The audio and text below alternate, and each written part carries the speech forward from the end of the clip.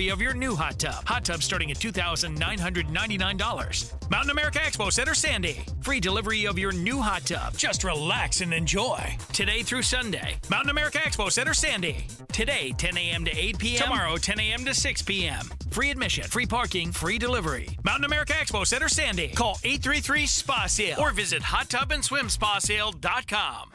Broadcasting from the Mountain Home Services Studio, this is 97.5 KZNS FM Colville, 1280 KZNS AM Salt Lake City, and 102.7 KSL FM HD2 Salt Lake City Midvale. This is 97.5, the KSL Sports Zone. Counting you down to kickoff. This is College Football Saturday with Alex Kirry, Christian Esparza, and Alex Napoles on 97.5, the KSL Sports Zone.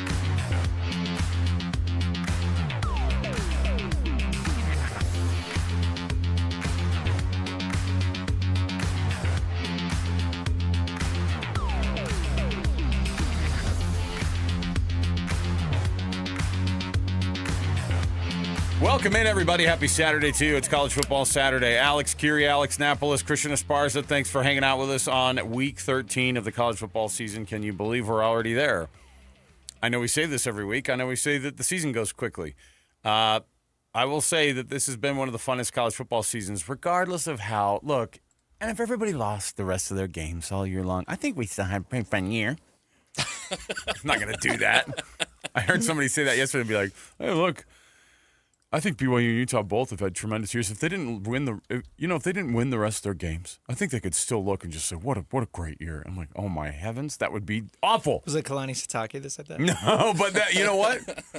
Playing the neutral game that Kalani likes to do, that could be him. No, there's no way. That guy wants to win freaking football games, and the only way you do it at the clip that they're doing it is to have the type of attitude that gets you past a bump in the road that they had against Texas Tech and to be able to respond back against TCU. Obviously, that's a massive deal. You want to be able to do it. Let's start with BYU and Cincinnati for this week. BYU, of course, at Cincinnati. Now, it's unranked Cincinnati. They're not very good. I'm trying to think about all the different ways that we're going to be able to see this thing, kind of, I guess, pitch to us, how this thing is going to go. But in the end, before we get to BYU versus Cincinnati, I think it's important to look at what BYU did to bounce back against TCU. Napoles, what on earth did BYU do so differently that made it to where last year's 2 losses in a row at this time didn't come to fruition for them this year? What is it that Bear Bachmeier did to become a totally different person that week? Was it just because they were going up against a less quality product in TCU, or was it just the whole team made that mental shift and they made it work? It seems like the whole team made that mental shift. We talked about it a lot with you have a lot of players, a lot of seniors, a lot of veterans on that team that came back from last season, what was ultimately a disappointing season because you missed out on your goal. You missed out on making it into that championship game because you lost 2 in a row, first to Kansas, then to Arizona State, and you learn from that, right? You head into the next season, you head into the next year with a similar situation, right? You lose to Texas Tech, and you could ultimately be in a similar situation, but instead you bounce right back. Bear Bachmeier goes for 296, and that offense looks a lot better than it did against Texas Tech. I think it was just a mentality thing of shaking it off, right? And we've seen all season long Bear Bachmeier has had that ability, whether he makes a bad pass or turns the ball over, the next play out he comes, and he's just, you can't get to him. You can't get to him. He's even-keeled.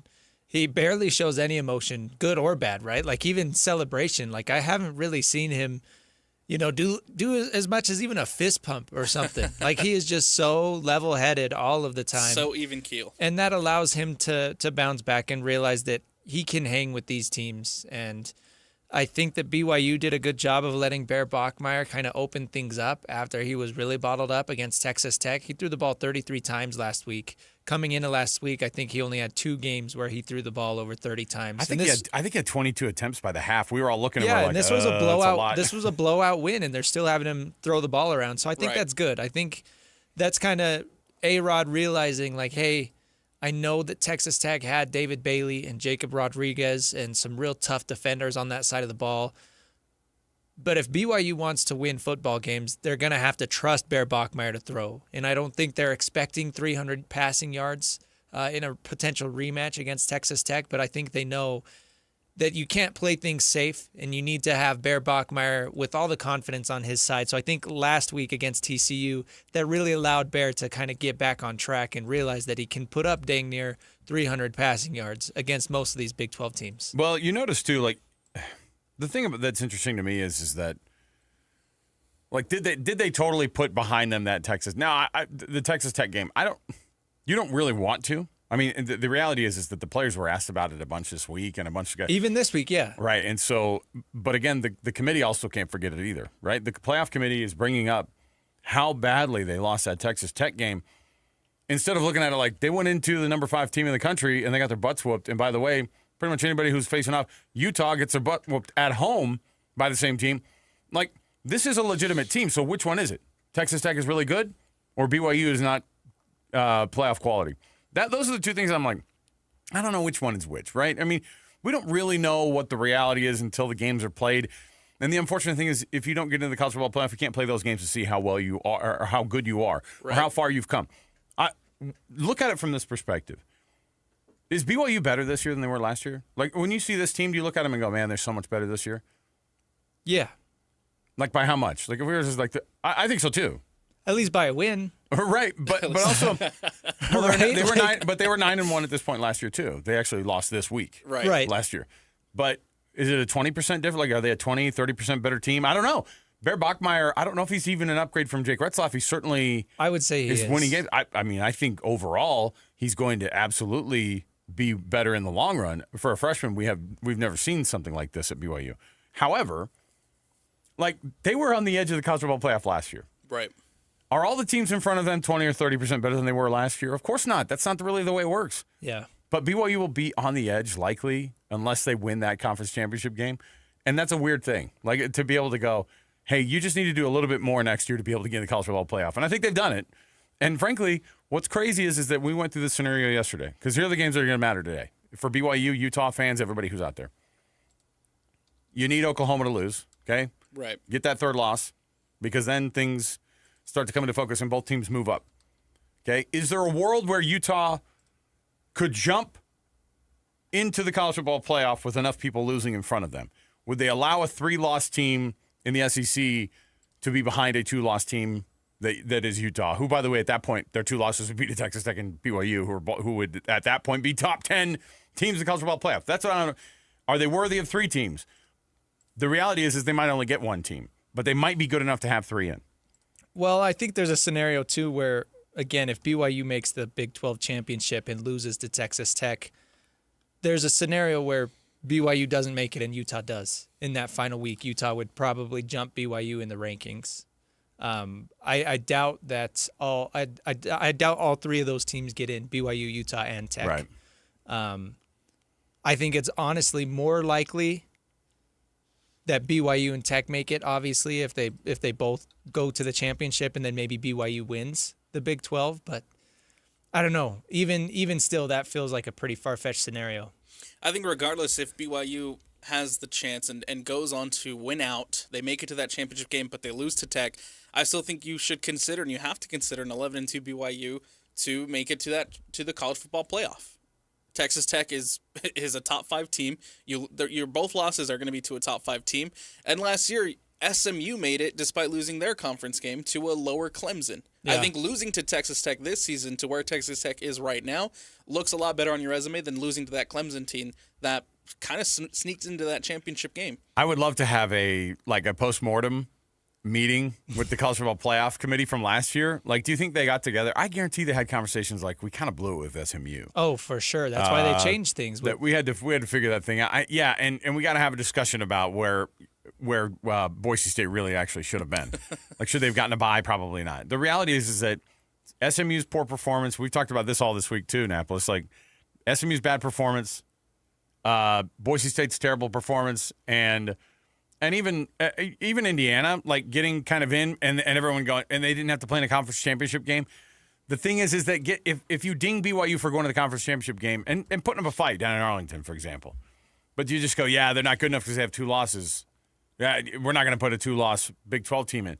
But if Utah were to leapfrog them, then there's this idea of you get punished for going to the conference championship game. Why would you want to go to a conference championship game? And what's more important? Would you rather be in the college football playoff or win a conference championship? Playoff. Every team would say that, right? The monetary payoff is way better, and the vision and the marketing value of that is way better. It's way bigger. It's a terrible thing to say because back in the day, some dead coach rolled out of his grave just now and went, "What? A college football playoff? What? Over a conference dang championship?" Like, that used to be the end all because the only thing you could do is win a conference championship. Then you could be in the conversation to have those nice voters if they could vote you national champion. What a weird freaking way we did it. However, we still have a version of that, and we still put it in the subjective hands of a group of people to say, make this decision. Now, whether or not we're going to change what the college football playoff is going to look like over the next few years, who knows? The committee will decide that with the conference commissioners and all that. Regardless of all of that, what does BYU have to do today against Cincinnati, fellas, to be able to make that case even more kind of solidified for them, at least this week? I hate the attitude of how people are kind of going, yeah, BYU will roll against Cincinnati. I'm always like, oh, they're 2.5-point favorites. Like, in Cincinnati, if there's going to be one game they're going to have some fight left this year, it's going to be this one. It has to be this one. So what do they have to do? Does there need to be style points in this game against Cincinnati? Do there need to be, or do you just get a win on the road at a pretty darn decent team in your conference? No, I think you have to send some sort of statement to the committee this week. If BYU needs to send a message to the committee and say, hey, we deserve to be there, and I think it starts with putting up some style points and putting up a big win against Cincinnati. 1,000%, and especially where Cincinnati's not ranked anymore this week, right? I think if they were ranked, it would look squeaking out an away win would look a lot different if Cincinnati was ranked. But where they're not ranked anymore, you need another 44-13 win. That's an aggressive just parroting ask. what the score was last week. No, I know. But which is, by the way, I feel like this is what Utah's been doing this for weeks. I feel like that's been the score every week, too. It's very important, and that's how you get in as the second or third best team in your conference, because not just this week, but in a potential Big 12 championship game, right? If you do play Tech and you lose, if that's a 38-35 loss, then the committee looks at that a lot different than a 35-10 loss. Absolutely. Losses are a lot different, but the wins, it's kind of the same thing. If you beat an unranked team by 3 points, a win's a win, right? But that's not the same as a 2 or 3 score win on the road. And I think that's very important. And for as much as Kalani Sitake says that he doesn't care about style points, that he's not going to worry about that, you have to. And I think it's unfortunate for this game and for this case, because if BYU does, you got to give credit to Cincinnati. They've been a good, solid team all season long. I know that they're coming off two back-to-back losses. They lost to Arizona, but really, this Cincinnati team is a good team. And so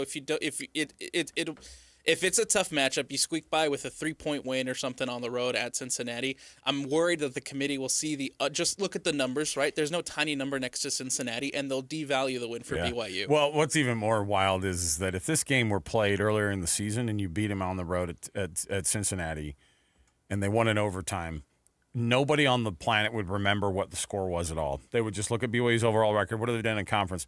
They would never go back and go, well, it was an overtime win against.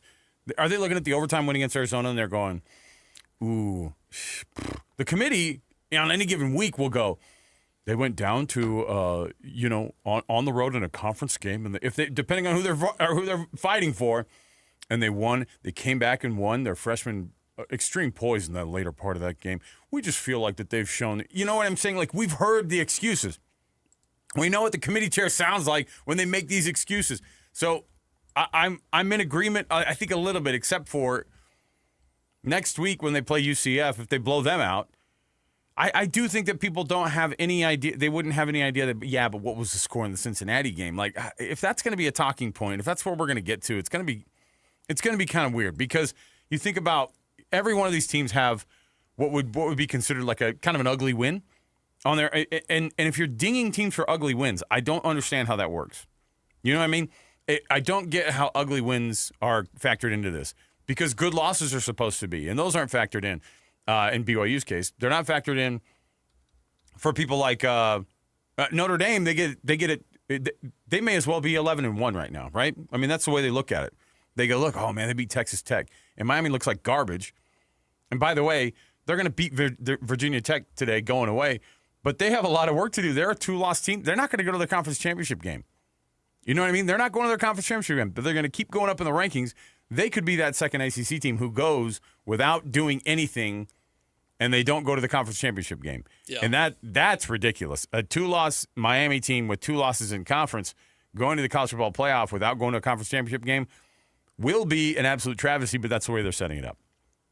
Well, what I do think gets looked at, I mean, if BYU were potentially to blow out Cincinnati today and then blow out UCF next week, I think that's what gets looked at, is the last 3 games as a whole. You know, it's really easy for these voters to pull up the schedule and say, oh, BYU lost to Tech, but then they finished their season with 3 blowout wins in a row. They finished hot. They finished strong. They bounced back, blah, blah, right. blah, yeah. I think that matters. And you don't really go game by game and say, oh, they beat this team by 20 points and things like that. But I think as far as finishing strong, that's similar to how SMU got in last year.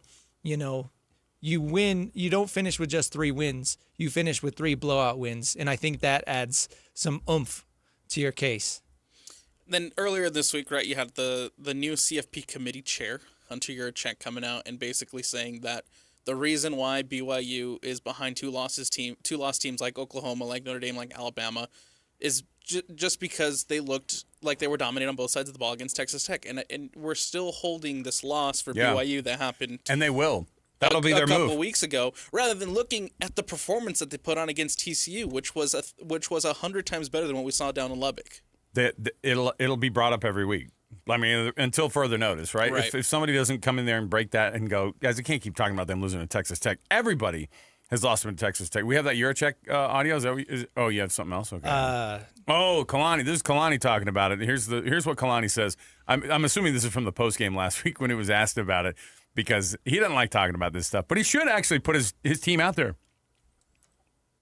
I know about style points. I know what style points are. You know, I want to win. That's the key. You want to win. People look at the metrics. I mean, we were favored to win by 3 points, and we won by a lot more than that. So I want to win, and I want to play at our best. And nothing's easy. You can't sit there going like we're going to go into this with trying to win with style. Like, I want to win the game first. And so I understand all that stuff. And people running up the scores, what style is, and I understand that whole concept. But I want to win the game first. That's the key, and that's going to be our focus. But you can't sit there and claim the game before you actually play it. You got to play the 60 minutes.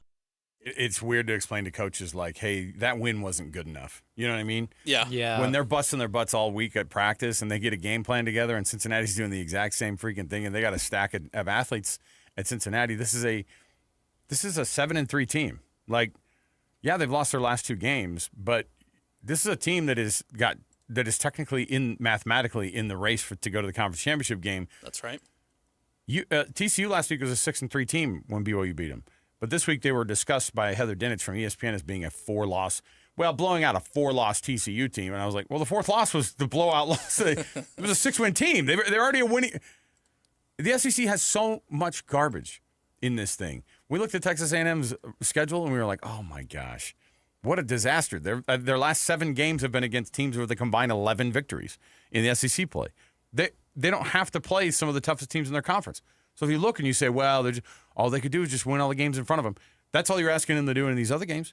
Texas A&M won by 1 point last week. By the way, at this time last week, we were watching, the entire Texas A&M season go down the drain at this very moment last week. That's and then we all went home, and they came back. It wasn't just we're watching this thing, and I'm like, oh my gosh. But again, in a weird way, you can go, what a championship DNA team that could put up 28 points in the second half and come back and win that game. That's the kind of conversation you have when it's a little bit different. So today, BYU at Cincinnati, here's the good news for Cougar fans. Health is there right now. Yes. Everybody's banged up. What you don't have is injuries that are keeping people out. You're going to see a lot of folks that are coming back and being probably as healthy as they've been all year. I think it was a massive boost for them to have a more healthy LJ Martin last week. I think the more healthy LJ Martin meant a more confident LJ Martin. He brought up about how he just wasn't confident against Texas Tech and was kind of playing a little bit timid. And then at some point, we start getting hit in the mouth. Then you start getting a little bit more timid. Then you're losing by a lot. And then you kind of go, all right, what are we doing here? So he bounced back, I think, not just from the injury standpoint, but from the mental standpoint. But that team last week putting up all those points, the defense playing as well as they are, I think with the health level that they're at right now, and I think Jack Kelly and Isaiah Glasker are back to kind of the form that they were. They were kind of going back and forth a few games here and there where they weren't 100%. and those guys have made a difference. There's been actual pressure on the quarterbacks. How about Keanu Tanavasa with a sack last week? There's been pressure on a quarterback from the BYU defensive side more than we've seen this year in the past 4 years. That's been a massive lacking deal for them. So I'm interested to see what they do against the Cincinnati team, who's definitely going to try to throw that ball, but they also run the ball pretty well. So I'm interested to see how this matchup is going to be faced up against and what BYU is going to bring into this game from a preparation standpoint, from a mentality. Like, what are they actually going to do today? I'm interested in this whole thing. That's why we love this. That's why we've got to let them play. But if they win by 4 points at home, if they win by 4 points on the road, it's just insane to me that people will be like, yeah, that wasn't good enough. I think first and foremost for BYU, the mentality has to be you can't get caught up in this playoff talk. You can't get caught up in the rankings or anything like that, because the reality is you are playing a conference championship game type game today. This Cincinnati team is still in the race. You are still in the race. There's clinching scenarios on the line for BYU. This could be sorted out today with a win and, of course, a little bit of help from the side. But the Big 12 the Big 12 championship berth is there for BYU, and that's what you have to focus on first before you can even consider thinking about the playoff, before you can even consider thinking about making the trip down to Arlington. Got to take care of business on the road today against Cincinnati. Yeah, and again, like last week during the Utah post game, we were kind of talking about a point we mentioned earlier. Like, if you're a Utah fan, would you rather have a shot at the Big 12 title, or would you rather have a shot at the college football playoff, right? BYU doesn't have to necessarily worry about that. They're kind of hand in hand, those two hopes, right? Their best chance at making the college football playoff kind of lies in putting up a really good performance in the Big 12 championship game. So for BYU, that is what they're focused on. You're right. Focus on the Big 12 title first and let the playoff thing sort it out. But at the same time, when you play these games, you do have to put up style points. You do have to win by a pretty good margin. And it sucks. It's unfortunate that that's the way it is. Like you said, Kirry, a 4-point win on the road may not be enough. And it's terrible that that's the way that it's set up. But that's the hand that BYU's dealt. And, if BYU and Tech were flipped, right? If BYU was this dominant team and had looked so good all year, Tech would have to go through the same thing. And that's just the reality of the Big 12, because they don't have the national respect until they get to the playoff and start winning games. But do people talk about that loss that Texas Tech got like they talk about the loss that BYU had against Texas Tech? No, because they go, wow, Bear Morton, he was, backup quarterback. They were on the road. And that's a good point. Hold on. The whole on the road part was the argument that was 3/4 of what they're saying about. They're like, oh yeah, BYU went down to Texas Tech, and you're like, well, yeah, but they were playing at Tech. Maybe the most insane place maybe the biggest stage that team has ever played on. Yeah. With the national coverage, and then they go, oh yeah, they lost that game against Texas Tech. They were dominating both sides of the ball.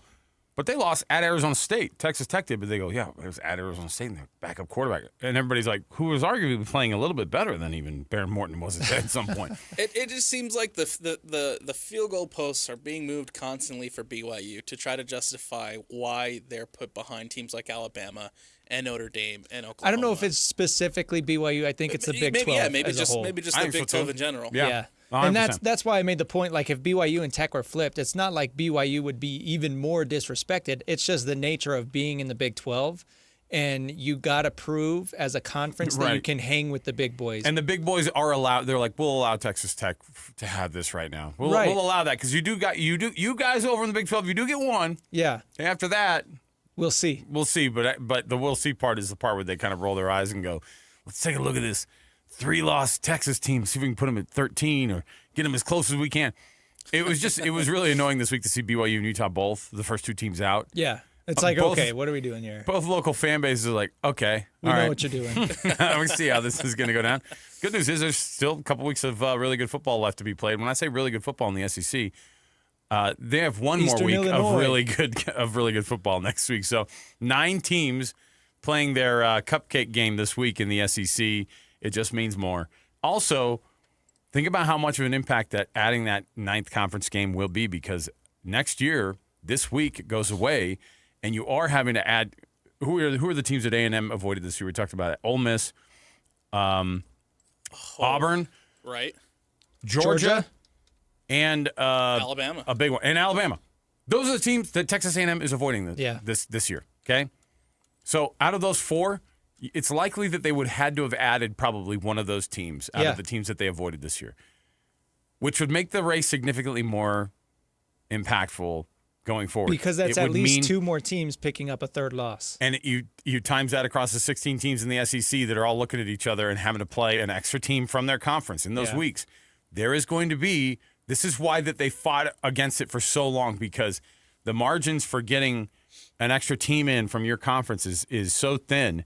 When you add that extra conference game, there's a reason why it's a little bit more of a tough putt. This is why the Big 12 playing a 9-team schedule is a tougher putt. They could have added another garbage game inside there and play an 8-game schedule and play right along with everybody else, because they would never be able to say, well, you guys only play an 8-team schedule. Well, so do you. And you play Samford, Georgia. No, Oklahoma's playing Samford, I think, today. And no, not Oklahoma. No, Texas A&M's playing Texas Samford. A&M's playing Samford. Yeah, sorry. yes. The number 3 team in the country is playing FCS level Samford. And so, it's just an interesting thing. 1 in 10 Samford. Are they 1 in 10? 1 in 10 Samford is going to Texas A&M Okay, so tonight. there's some like there's like a poll that has like the actual rankings of all the college football teams, like overall, and it's like from like everything. Yeah. And I want to say that like somebody had it up because this week somebody else was playing a garbage game. Who's playing Chattanooga or who's playing Charlotte or somebody? Oh, Georgia. Alabama Georgia's is playing East Illinois. Yeah. That's who Alabama's playing, is Eastern Illinois. Yeah. Okay, somebody showed it because it was the same thing. It was like a 1-9 team taking on like a 9-1 SEC team, and it was literally like the 300th ranked team in college football, like according to this thing, against the number 4 team or something like that. So this is what we're looking at, and the committee will pretend like this didn't happen, right? Charlotte, that's who UGA is playing, and Charlotte's 1-9. That was the one. Charlotte is a 1-9 team, and they're considered like the bottom 200 in college football overall with all the different with FCS and FBS. Going back to something that James Franklin talked about at the beginning of the season, right? Was there needed to be more uniformity across the conferences, and that was one of the things he brought up, right? The 8-game schedule for the SEC, and I'm very, very glad we can get rid of this cupcake week, because it doesn't do anything for the SEC, really. It just boosts their resume. It makes them look good at the end of the season, helps them get into the college football playoff. That's all it is. So now that they have the 9 teams, there will probably be more carnage in the SEC. I don't know where the percentages come from. When they go, oh, so-and-so's got this percentage of a chance to make it. I'm like, the numbers aren't adding up, But my favorite one that I saw today, just to leave this little tidbit before you go to our first break, because BYU could go and they could beat Cincinnati. They could be 9-1 going into that UCF game. They're 9-1 right now, right? They'd be 10-1 going to that UCF game on their way to maybe being 11-1 and going to the conference championship game. And right here in front of me, according to the All-State playoff predictor, thanks to ESPN, Texas has a 21% chance still to make the CFP after their 3rd loss. Wow. 21% chance. I thought for sure they'd be out after that 17. They dropped to 17, and they have a 3rd loss. But, hey, this is what you're dealing with. All right, we'll take a break. Take our first break of the day. We've got much more to talk about. We've got BYU versus Cincinnati. I don't want to make this about the committee, y'all, okay? I don't want to make this about the committee. Let's talk about the actual football game. Let's talk about the actual way that this team is preparing for Cincinnati and what Cincinnati could do to be able to spoil BYU's season in one swoop today at Nippert Stadium in Cincinnati. More to go right around the corner. It's a college football Saturday right here. Christian Esparza, Alex Napoles, and Alex Kirry, myself. We will be right back. 97.5, the KSL Sports Zone. You've been listening to The Zone for decades. Yes! But now you can watch the guys break down your favorite teams. Some viewers may find the following video disturbing. Viewer discretion is advised. Catch the video stream of DJ and PK, Jake and Ben, Hanson Scotty, and JJ and Alex right now at KSLSports.com or by searching KSL Sports on YouTube. Utah's best sports radio is on air, online, and on the KSL Sports app. This is 97.5, the KSL Sports Zone. At Peach Windows and Doors, they help homeowners stay in the homes they love while upgrading to the elegance, efficiency, and natural light of today. With hundreds of 5-star Google reviews, their clients know Peach Windows and Doors deliver what they promise. I wanted to replace standard-sized French doors with a large custom sliding door. The update required checking a weight-bearing wall. Plus, I wanted a couple of different styles of windows. The new sliding door created a much brighter and open look. Peach was so helpful along the way with recommendations and ideas, and the installers were efficient and respectful of my space. I was thrilled with Peach Windows and Doors. Give your $1 million home the $1 million feel it deserves. Don't wait on that someday project. Visit Peach Windows and Doors Salt Lake Showroom. Schedule a free in-home visit. You can also explore at peachwindowsanddoors.com or just call them at 801-566-1255. Peach Windows and Doors, where amazing home transformations begin. Season's greetings start at the Garden Restaurant. Our fall menu and delicious food captures the essence of the holidays ahead. Stop in or order online for pickup. Have you tried our favorited jalapeno pork sandwich yet? It's perfectly balanced with sweet and spice and enough to satisfy any craving. Now let's talk turkey. The Turkey Club and turkey cranberry sandwiches are delicious, and of course the fan fave, the turkey pot pie is prepped daily and loaded with chunks of tender meat, veggies drenched in a rich, creamy sauce hugged by a flaky, buttery crust. But that's not all. Home-cooked, handmade baking is our standard. What's more aromatic than baked goods? From giant cinnamon rolls, cookies, bars, and our famous warm, buttery Limehouse rolls. Our chefs prep each little item with a little something that makes the garden so unique. It's fresh ingredients sprinkled with genuine TLC in every bite. Celebrate your season with us.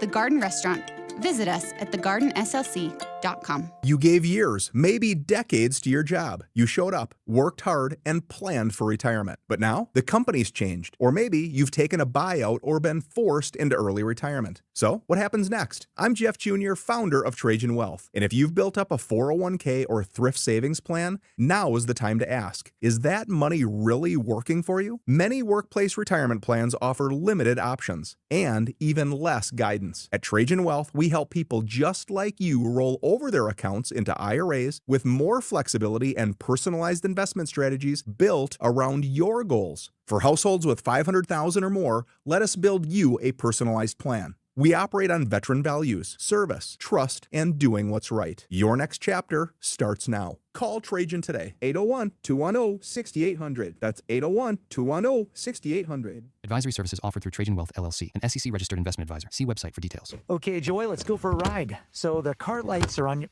Yep, you got it. And to adjust your seat, you got to... Have you driven this car before? Nope, never driven this car in my life. Hey, Doug, you want to buckle up? Funny, usually I'm the one that has to tell the customer to buckle up. Free test drive the new 2025 Mitsubishi Outlander at Doug Smith and American Fork. Get 0% APR financing for 60 months on all new 2025 Mitsubishi models. No one knows Mitsubishi like Doug. The KSL Sports Zone is your home for live sports. Tonight, the Utah Mammoth are back in action as the New York Rangers visit the Delta Center. The puck drops at 7 p.m. on 97.5, the KSL Sports Zone. The Aggies kick off at Fresno State at 8:30 on 1280 The Zone. Tomorrow, the Raiders and Browns play at 2 p.m. on 97.5 The Zone, and the Jazz host the Lakers 6 o'clock on 102.7 FM. And if you want to hear your company's name here, email Stephanie Palmer at spalmer@ksl.com and join the winning team at the KSL Sports Zone.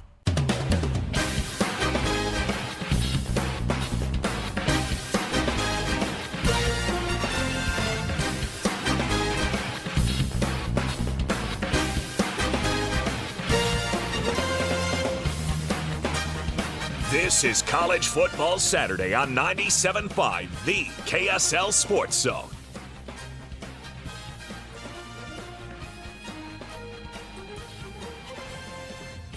College Football Saturday, 97.5, the KSL Sports Zone. I'm Christian Esparza, joined by Alex Kirry, Alex Napoles. Time for a quick scoreboard update. We've got one Big 12 game going on this morning. Iowa State is hosting Kansas. Iowa State leads 7-0. Rocco Becht, 8 of 8, 79 yards and a touchdown early on. Then looking at the national scoreboard, number 1 Ohio State is tied with Rutgers. Big game there in the Big Ten. Number 3 Texas A&M up 14-0 over Samford, as we were talking about earlier. That one is going to be a very lopsided game. Number 8 Oklahoma is hosting number 22 Missouri. Missouri up 3-0. They got a field goal earlier. And then number 13, Miami at Virginia Tech. Miami leads 7-3.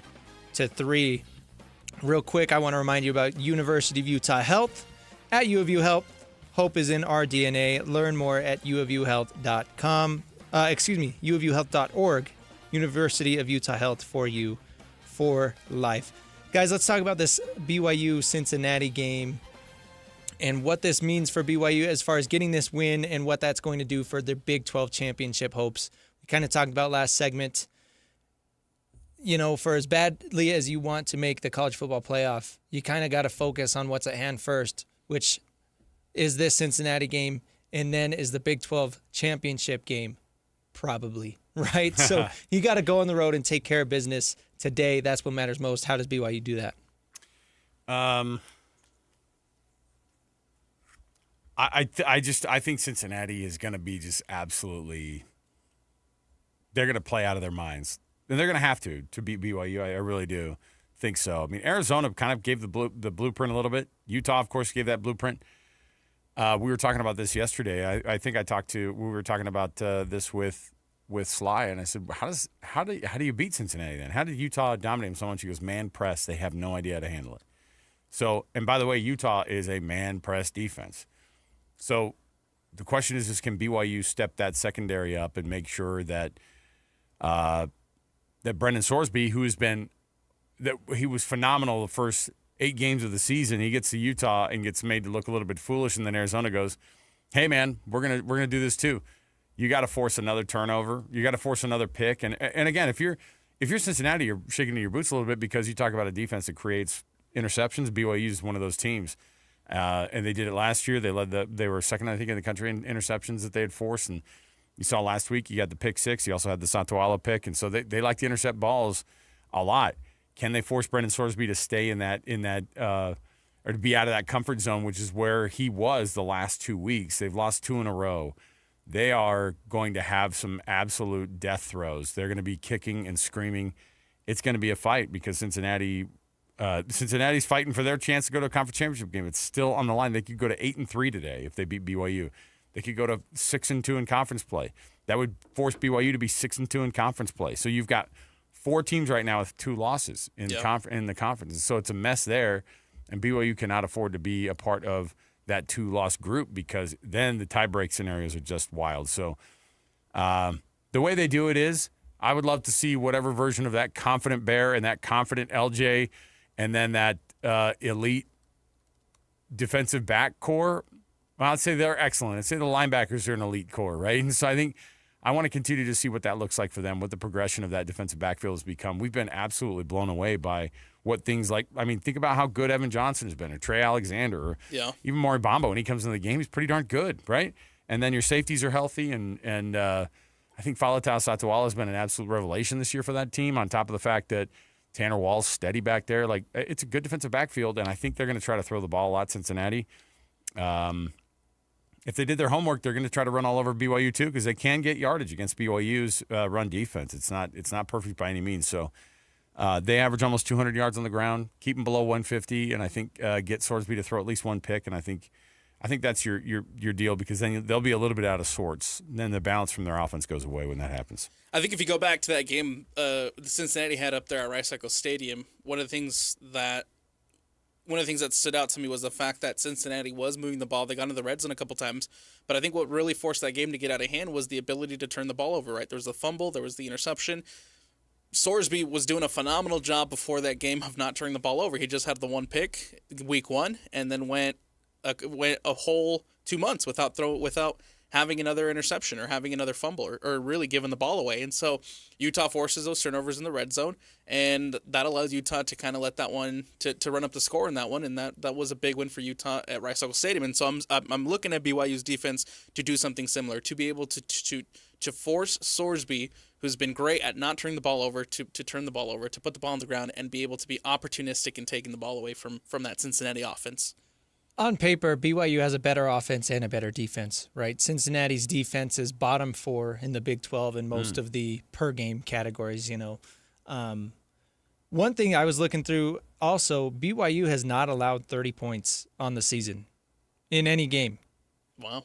A couple teams got close, right? Arizona scored 27. Texas Tech, obviously, 29 in the loss there. Utah, 24. West Virginia, 24, right? But when these teams want to try and get into a shootout, BYU's defense is just too good. And you look at some of the other teams like a TCU, that's traditionally how they play, is wanting to throw the ball around, and that they're pretty one-dimensional. BYU is able to stop the pass, and then they can't really do anything outside of that. Now, I do know Cincinnati's rushing attack is better than TCU's, right? But I just think this defense is too dang good. I think we're going to see I think Cincinnati and TCU are really comparable teams. I think we're going to see a similar game plan to that, and I think BYU is going to move the ball on their end as well. I really don't see, unless, Bear Bachmeier twists his ankle walking into the stadium or something. Like, I really don't see a scenario in which BYU struggles in this game. And I know that they're on the road and that can always be tough, but it's just kind of a matter of who's hot and who's not. To that point, too, I think, going back to last week, Josh Hoover heading into Provo, right, heading into that game last week, was the third best passer in the conference. He was moving the ball. Well, and the game before against Iowa State goes for 319, and BYU held him to just 183 yards, which I thought was massively impressive for a guy who's typically pretty good at throwing the ball. Yeah, and I think that obviously that's the thing you got to do when you think about. I mean, what's crazy is Utah didn't do that against Sawyer Robertson, but it didn't matter, right? I mean, he threw the ball all over the field. They had a cajillion yards, and it was while Utah was laughing all the way to a 30-point win again, right? And so it was like, it's on the one hand, it's like when they do strike, just make sure that your defense is able to get not just enough stops to just be like, hey, you just got to win this thing. That's all you got to do is just win you just need to win not just the game. You have to win. You have to win that physical battle early. That's what blew BYU out of the water against Texas Tech immediately out of the gate. Yes. They lost the trenches immediately on both sides of the ball. Well, I'd say immediately after the muff punt. I think spirits were down for BYU, and then Texas Tech took a massive amount of energy out of that thing because initially BYU had been kind of right there, but there was a big difference between the energy that David Bailey was bringing off of the edge for that team versus trying to get those stops, and you've got to just kind of assert yourself. Utah from the get-go was so much more of a physical team. It almost felt like Baylor was just we're just going to kind of have fun today, just see how many points we can score. And they did, and it got chippy. I cannot freaking believe that Baylor this week announced that they're going to keep Dave Aranda for next year. Yeah. Did not see that coming. Maybe it's because they're like, hey, we got to focus on this AD search, whatever that's going to look like. But, man, I don't know if you're going to get a blowout type win, but I do think that BYU, if they're able to keep Sorsby in check and you get that run game in check and you keep those linebackers spying, keep Glasgow and Kelly back there so that he doesn't get any kind of a whiff of scrambling for 17 yards because that's what he does really well, right? He does that kind of Russell Wilson thing.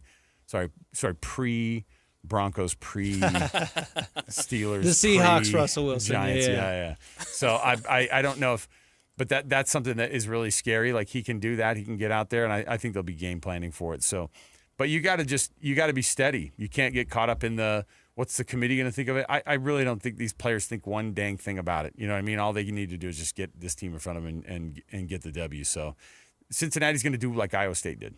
They're going to come out. The fans are going to be absolutely berserk. You're going to see a crazed fan base. You're going to see everything excited because of how much pub they got that week. And they might even come out punching for the first two quarters.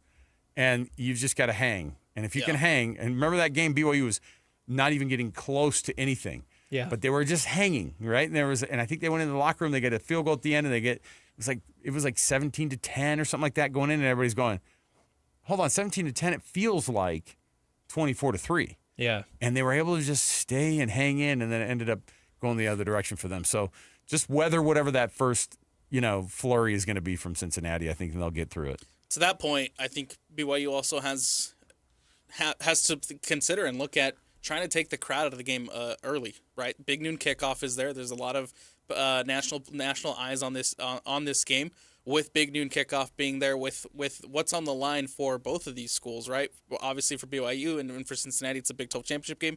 It's going to be a loud crowd. Take the crowd out of it early, and you'll be all right. Especially with how the last two games have gone for Cincinnati, I think if BYU can really come out and punch the Bearcats in the mouth, that's going to deflate the crowd. Yeah. For sure. There's no way, if things start looking poor for Cincinnati at any point, there's no way that crowd is going to want to stay in this game. That's just the reality as they slowly watch their, title hopes slip away. Right now, they're all but mathematically eliminated, right? So as that starts to set in, as BYU starts to out-physical them, which they do, that is their game style, as that starts to set in and happen, you're going to hear the crowd get quieter and quieter. And to your point, Kirry, that's exactly the type of game that BYU plays. And a lot of these teams, there was a lot of talk about the Big 12 being a tough physical conference. And in just 2 or 3 years, BYU has already established themselves as one of, if not the most physical team in this conference. That's how they want to play. That's what they want to be known for. Yeah. And we saw it against, that Iowa State and some of these other games where it's just a lot to keep up with for 4 quarters. It's a lot on the plate of those teams. So I think, as long as you just, talking about with Bear, stay level-headed, and the rest of the team kind of follows that mentality. If you go down 7 or 10 points, just keep swinging, and you're going to be able to fight yourself back into this game. I think BYU is going to be able to take care of business today. So, and then speaking of Bear, right? I think one of the bigger storylines, one of the bigger things to look at from last week is just how was he going to respond? It's a true freshman who just took his first loss on the road down in Lubbock. How was he going to respond from that? And I thought he came in and I didn't see any type of thing that gave me concern that it was going to be a down performance for him. He came out immediately, looked well, looked like he was back to the Bear that we've seen throughout the course of the entire season. And even Aaron Roderick, the offensive coordinator for BYU, mentioned just how Bear looked bouncing back from that loss. Played very well, yeah. I knew he would. He has great character. He's a great competitor. He's accountable, and I knew he would bounce back and play well, and that's what he did. Again, it just never surprises me, or fails to surprise me, how even-keeled this freshman quarterback is. You forget he's a freshman because of just how level-headed he seems every single drive, every single play. Good bounce back from Bear after the loss. Yeah, he's been an interesting study, and I think he's interesting because nobody knows. I think it's hard to know this kid because they can't believe that somebody could come in and do this right off the bat. And I think it was Alema on Football Friday yesterday talking to the guys. He goes, look, Alema was like, we had a freshman walk into our huddle, Ty Detmer, who was this, he was a redshirt freshman, but he walked in the huddle and he commanded it immediately. I think this guy does the same thing. They got leaders on that team, but it means more when it's the quarterback who's the leader, right? Yeah, and you take him more seriously when you're able to see the proof that he's been able to pull those things off. So obviously they have tons of leaders on this team, and this is a guy who just I don't know how he mentally was able to just go, I'll be a totally different person this week and bounce back from the shortcomings from the week before at Texas Tech, and so. It's been pretty interesting to watch. I'm interested to see what when everything comes down, everything shakes out, how he's going to be looked at as across the country, like as a guy who other people would want on that team. Like do you have to worry about Bear Bachmeier leaving at some point? Do you have to worry about when Ryder Lyons gets back from his mission or whatever? And 4-star Ryder Lyons, by the way, he's not 5 anymore. I don't know if you guys know that. Take the 2 years. Not as cool anymore, dude. All right. So I think it's been phenomenal to watch what he does. I think it's just as important that LJ has 120 yards on the ground. The 88 yards last week, it wasn't like mind blowing, but it opened up so much more of the run game, right? Yeah. Because then Bear's able to run, and then you're able to kind of just get everything going with that. Because if they have to guess every play, if you're going to be keeping that ball versus pitching it to LJ versus throwing the ball down the field to one of your routes that's dragging across the field, that is a very hard thing to try to figure out. And once you get that thing going, it's like a really, really tough option to try to follow, an even more dangerous option. So. And what I liked about that 88 yards is he had a long on the day of 10, right? That's a true 88 yards. It's not like he popped off a 20 or 30-yard run that gave him most of those yards. This is a dude who carried the ball 21 times, averaging 4.2 yards a carry. Yeah, right? And it felt like he was getting 7 on every carry. He is a thumper. Yeah. He is the type of back that truly kills a defense. Those defensive linemen and linebackers are like, we have to try to stop this guy again. That is the worst type of running back to try and go against. But he's patient. He has vision. Yeah. It's kind of crazy how patient he is, just kind of sitting and watching for those gaps. He's a big dude, and he gets through those gaps, man. He's important in this impressive team. to watch. Oh, Yeah. it's going to be huge today. He's got to be there for all the rest of the season. If BYU's going to have any success or a college football playoff run or a conference championship game run or whatever, that guy's got to be right there with threatening triple digits every game. Absolutely. All right, we got to take a quick break. Coming up on the other side, we will wrap up this BYU at Cincinnati talk. We will give our picks for our keys of the game for this one and wrap that one up. And then top of the hour, we will get into Utah versus Kansas State. So stick with us. It's College Football Saturday, 97.5, the KSL Sports Zone. Win big this Wednesday on the KSL Sports Zone with Win Ticket Wednesday. This week, win tickets to see Nate Bargatze Big Dumb Eyes World Tour at the Delta Center December 4th through 6th. Great seats still available at SeatGeek.com. And listen to the KSL Sports Zone all day Wednesday for your chance to win. It all started with a commitment to comfort. Gillette Heating and Air is proud to be Utah County's go-to team for expert HVAC and plumbing solutions. Need a repair, upgrade, or seasonal tune-up? Don't let cost hold you back. With 0% financing available, it's easy to get the work done now and pay later. Plus, save $100 on any repair over $500 and keep your system running strong with a professional tune-up before the heat hits. Visit GilletteHVAC.com or call 385-GET-COOL to book today. Homegrown service pros, financing made simple, comfort made easy. Carrier, turn to the experts. A Carrier factory authorized dealer. Helping your money do more means making sure you get the most out of every dollar. That's why, for a limited time, when you open a new America First Visa credit card and spend $3,000 within 90 days, we'll give you $300. That's like getting a 10% discount on everything you pay for with your card. Before you spend another cent, head to AmericaFirst.com and apply for your low-rate Visa credit card today. Membership eligibility, terms, creditworthiness, change, and conditions apply. Subject to additional criteria. Federally insured by NCUA. Equal Opportunity Lender. Be advised, this is your opportunity to save up to 40 to 80% on a hot tub or swim spa this weekend only, today through Sunday. Mountain America Expo Center, Sandy. Be advised, this is your opportunity to save up to 40 to 80% on a hot tub or swim spa this weekend only, today through Sunday. Mountain America Expo Center, Sandy. 18-month interest-free financing. Our factories have demanded we sell 1,000 hot tubs and swim spas this weekend. Mountain America Expo Center, Sandy. Huge factory incentives, factory rebates this weekend only. Mountain America Expo Center, Sandy. We can remove your old hot tub. Free delivery of your new hot tub. Hot tub starting at $2,999. Mountain America Expo Center, Sandy. Free delivery of your new hot tub. Just relax and enjoy. Today through Sunday. Mountain America Expo Center, Sandy. Today, 10 a.m. to 8 p.m. Tomorrow, 10 a.m. to 6 p.m. Free admission, free parking, free delivery. Mountain America Expo Center, Sandy. Call 833-SPA-SALE or visit hottubandSwimSpaSale.com. A matchup. Ready? Nobody. Set. Expected. Go. When it comes to athletes, there's fast. How fast are you going at top speed? And then there's Olympic medalist fast. Where did he go? But what does that speed look like compared to the average journalist? You nervous? What if I beat you, man? Oh, man. KSL's Alex Cabrera laces up and goes head-to-head in a skate-off with Utah's very own Casey Dawson. You see how close I came? Monday at 10. There's no championship league for small business owners, but if there was, you'd be at the top of the standings. Because going pro with Lenovo Pro means you've got the winning formation. One-on-one advice, IT solutions, and customized hardware powered by Intel Core Ultra processors help you stay ahead of the competition. Business goes pro with Lenovo Pro. Sign up for free at lenovo.com/pro. Lenovo. Macy's just dropped tons of new Black Friday deals. And with more being added every week, you can save on everything you need for the holidays. Like festive dinnerware for 60% off, women's designer looks for 30 to 50% off, and men's suits, blazers, and more for 50 to 70% off. So come into Macy's, beat the rush, and get your holiday shopping done early.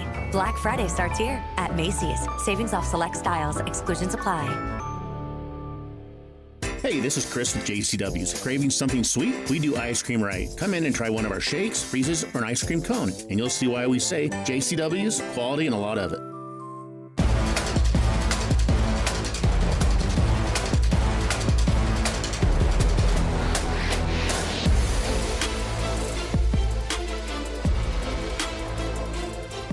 You're locked on to College Football Saturday on 97.5, the KSL Sports Zone.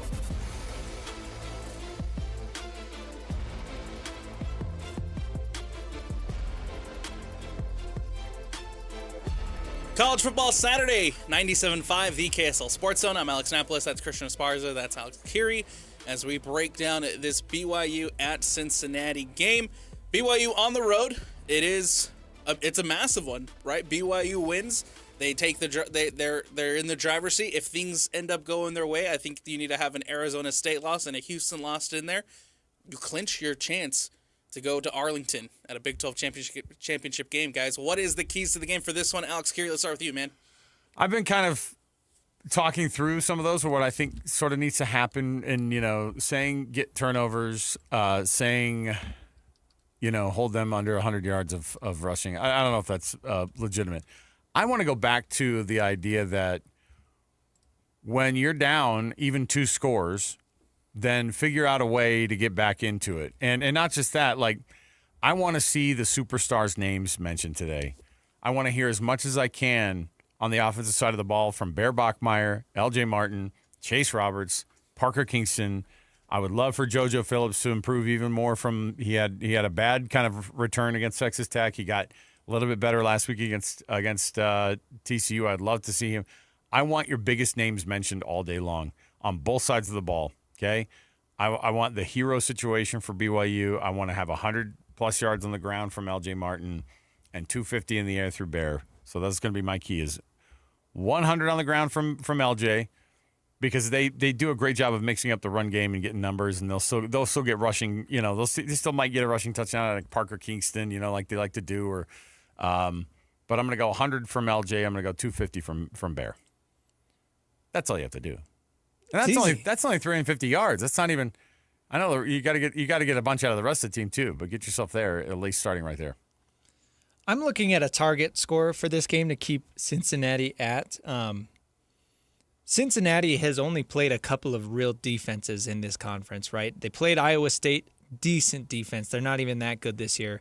They played Utah, really struggled against Utah. They played Arizona last week, only put up 24 points against Arizona last week. I think if BYU holds Cincinnati to 21 or 24, I think they're chilling, right? Not to say that I don't think BYU could win in a shootout. I think they can, but I really don't think that this Cincinnati, offense can perform against the BYU defense. On paper, Cincinnati has put up decent offensive numbers. Like, they're top 5 in the conference on paper. But again, the defenses that they've been playing have not been great. And when they do play the good defenses, they kind of struggle. So I think BYU show up on defense. We talked about the defensive back group. We talked about the defensive line starting to figure things out. We know the linebackers are crazy, all 3 of them.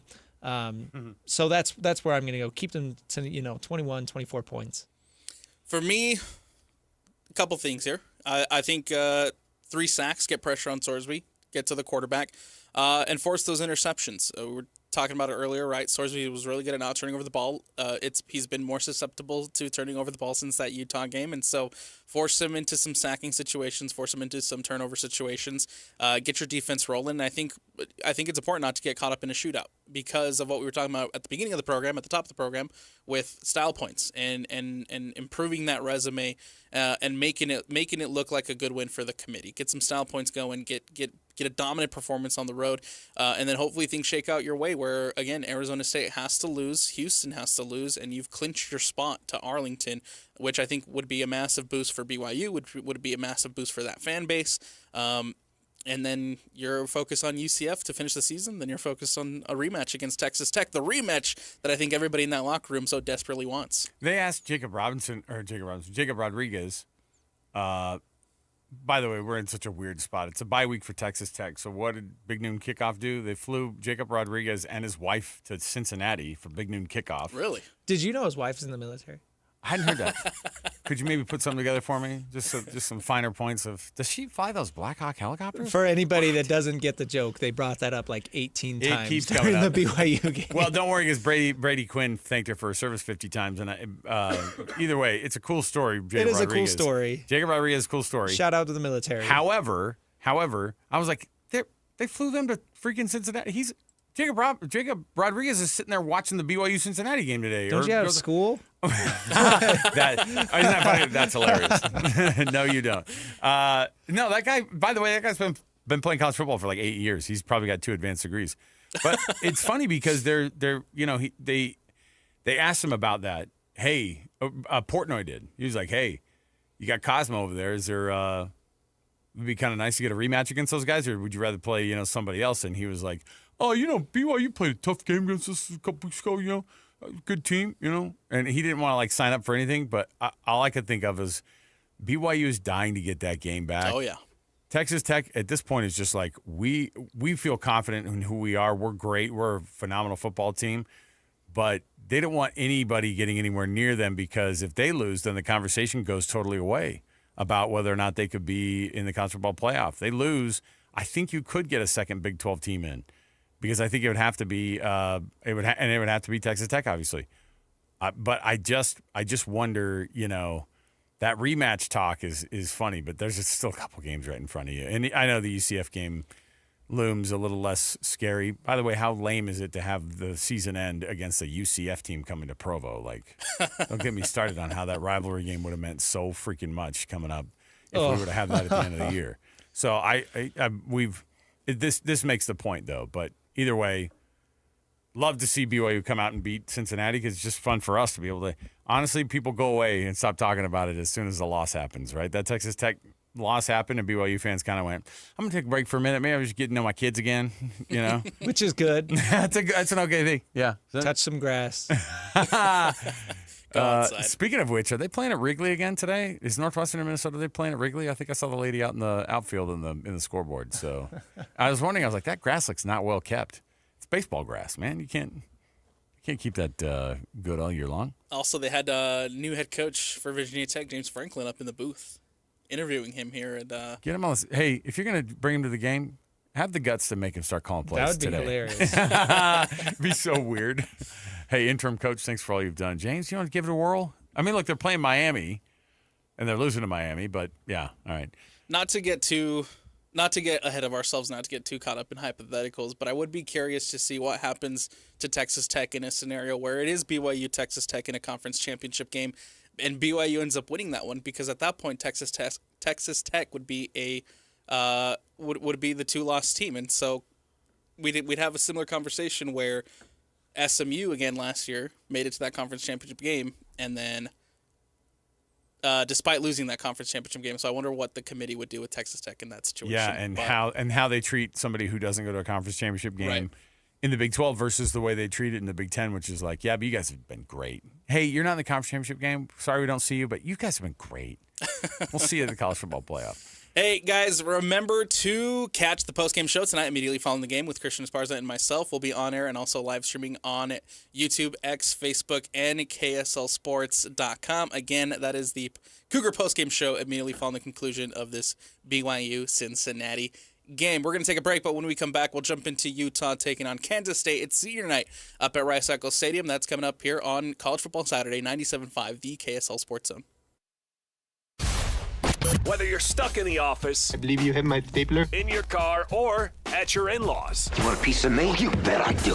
The Zone is with you every step of the way. Download the KSL Sports app to get live streaming of your favorite shows and access to all the latest updates on your favorite teams. Your home for the best coverage of the Utes, Cougars, Jazz, and Mammoth is on air, online, and on the KSL Sports app. This is 97.5, the KSL Sports Zone. At Peach Windows and Doors, they help homeowners stay in the homes they love while upgrading to the elegance, efficiency, and natural light of today. With hundreds of 5-star Google reviews, their clients know Peach Windows and Doors deliver what they promise. I wanted to replace standard-size French doors with a large custom sliding door. The update required checking a weight-bearing wall. Plus, I wanted a couple of different styles of windows. The new sliding door created a much brighter and open look. Peach was so helpful along the way with recommendations and ideas, and the installers were efficient and respectful of my space. I was thrilled with Peach Windows and Doors. Give your $1 million home the $1 million feel it deserves. Don't wait on that someday project. Visit Peach Windows and Doors Salt Lake Showroom. Schedule a free in-home visit. You can also explore at peachwindowsanddoors.com or just call them at 801-566-1255. Peach Windows and Doors, where amazing home transformations begin. Make game day yours with the Utah Mammoth app. Get your tickets, order food and drinks without leaving your seat, track live stats, and stream every game with Mammoth Plus, all in one place. It's the ultimate game day essential, designed for Mammoth fans. Stay connected to your hometown team and never miss a moment. Download the Utah Mammoth app today on iPhone and Android. Turn on push notifications and make every day game day. Tusks up. Tom, I'm on the sideline here with Doug Smith Chevy. Doug, the NCAA has changed its rules regarding NIL money. What do I have to do to land an amazing new 2025 Chevy Silverado? Just come on down to Doug Smith Chevy in Spanish Fork. Doug, I'm more than happy for you to use my name, image, and likeness. All I want to know is how do I get one? You have to buy it, Scott. Together, let's drive. Get 2.9% APR financing for 72 months for well-qualified buyers when you finance with GM Financial on all new 2026 Chevy Silverado 1500s. No one knows Chevy like Doug. While most jewelry stores outsource their custom work to international manufacturers, Belliston Jewelry is your custom, in-house, full-service jeweler. Besides the obvious tariff issue, what's wrong with outsourcing? You know, like a game of telephone, all of the important details, the essence of your dream ring, are quite literally lost in translation as it's designed in other countries like India and China. Belliston's in-store designers can customize and modify your design right in front of you, cutting any confusion to bring your true design to life. Yeah, absolutely. I plan to wear my ring every day for the rest of my life. I want it right. Let me ask you this. If you choose one of those other guys, but you hate the finished ring, do you think they would remake it to get it just right? Not a chance. At Belliston Jewelry, we work with you, in-house, every step of the way to ensure it's right the first time. BellistonJewelry.com, across from Weber State in Ogden. Locally made, just for you. And cherished for generations. You say you'd never give in to a meltdown. Never let kids' toys take over the house. And never fill your feed with kid photos. You'd never plan your life around their schedule. Never lick your thumb to clean their face. And you'd never let them leave the house looking like less than their best. You say you'd never put a pacifier in your mouth to clean it. Never let them stay up too late. And never let them run wild through the grocery store. Peanuts on aisle 6 and aisle 3. So when you say you'd never let them get into a car without you there, no, it can happen. 1 in 4 hot car deaths happen when a kid gets into an unlocked car and can't get out. Never happens.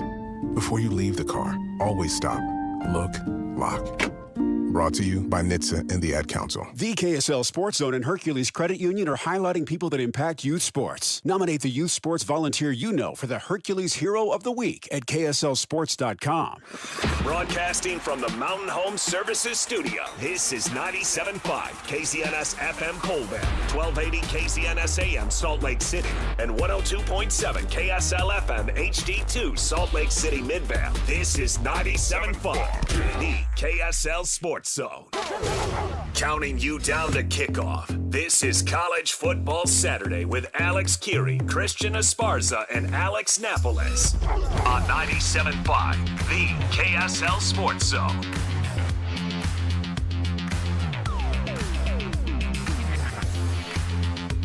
Welcome back, everybody. It's College Football Saturday. Alex Kirry, Christian Esparza, Alex Napoles. We are right here with you on a Saturday morning, live from the KSL Sports Studios, 97.5 the KSL Sports Zone.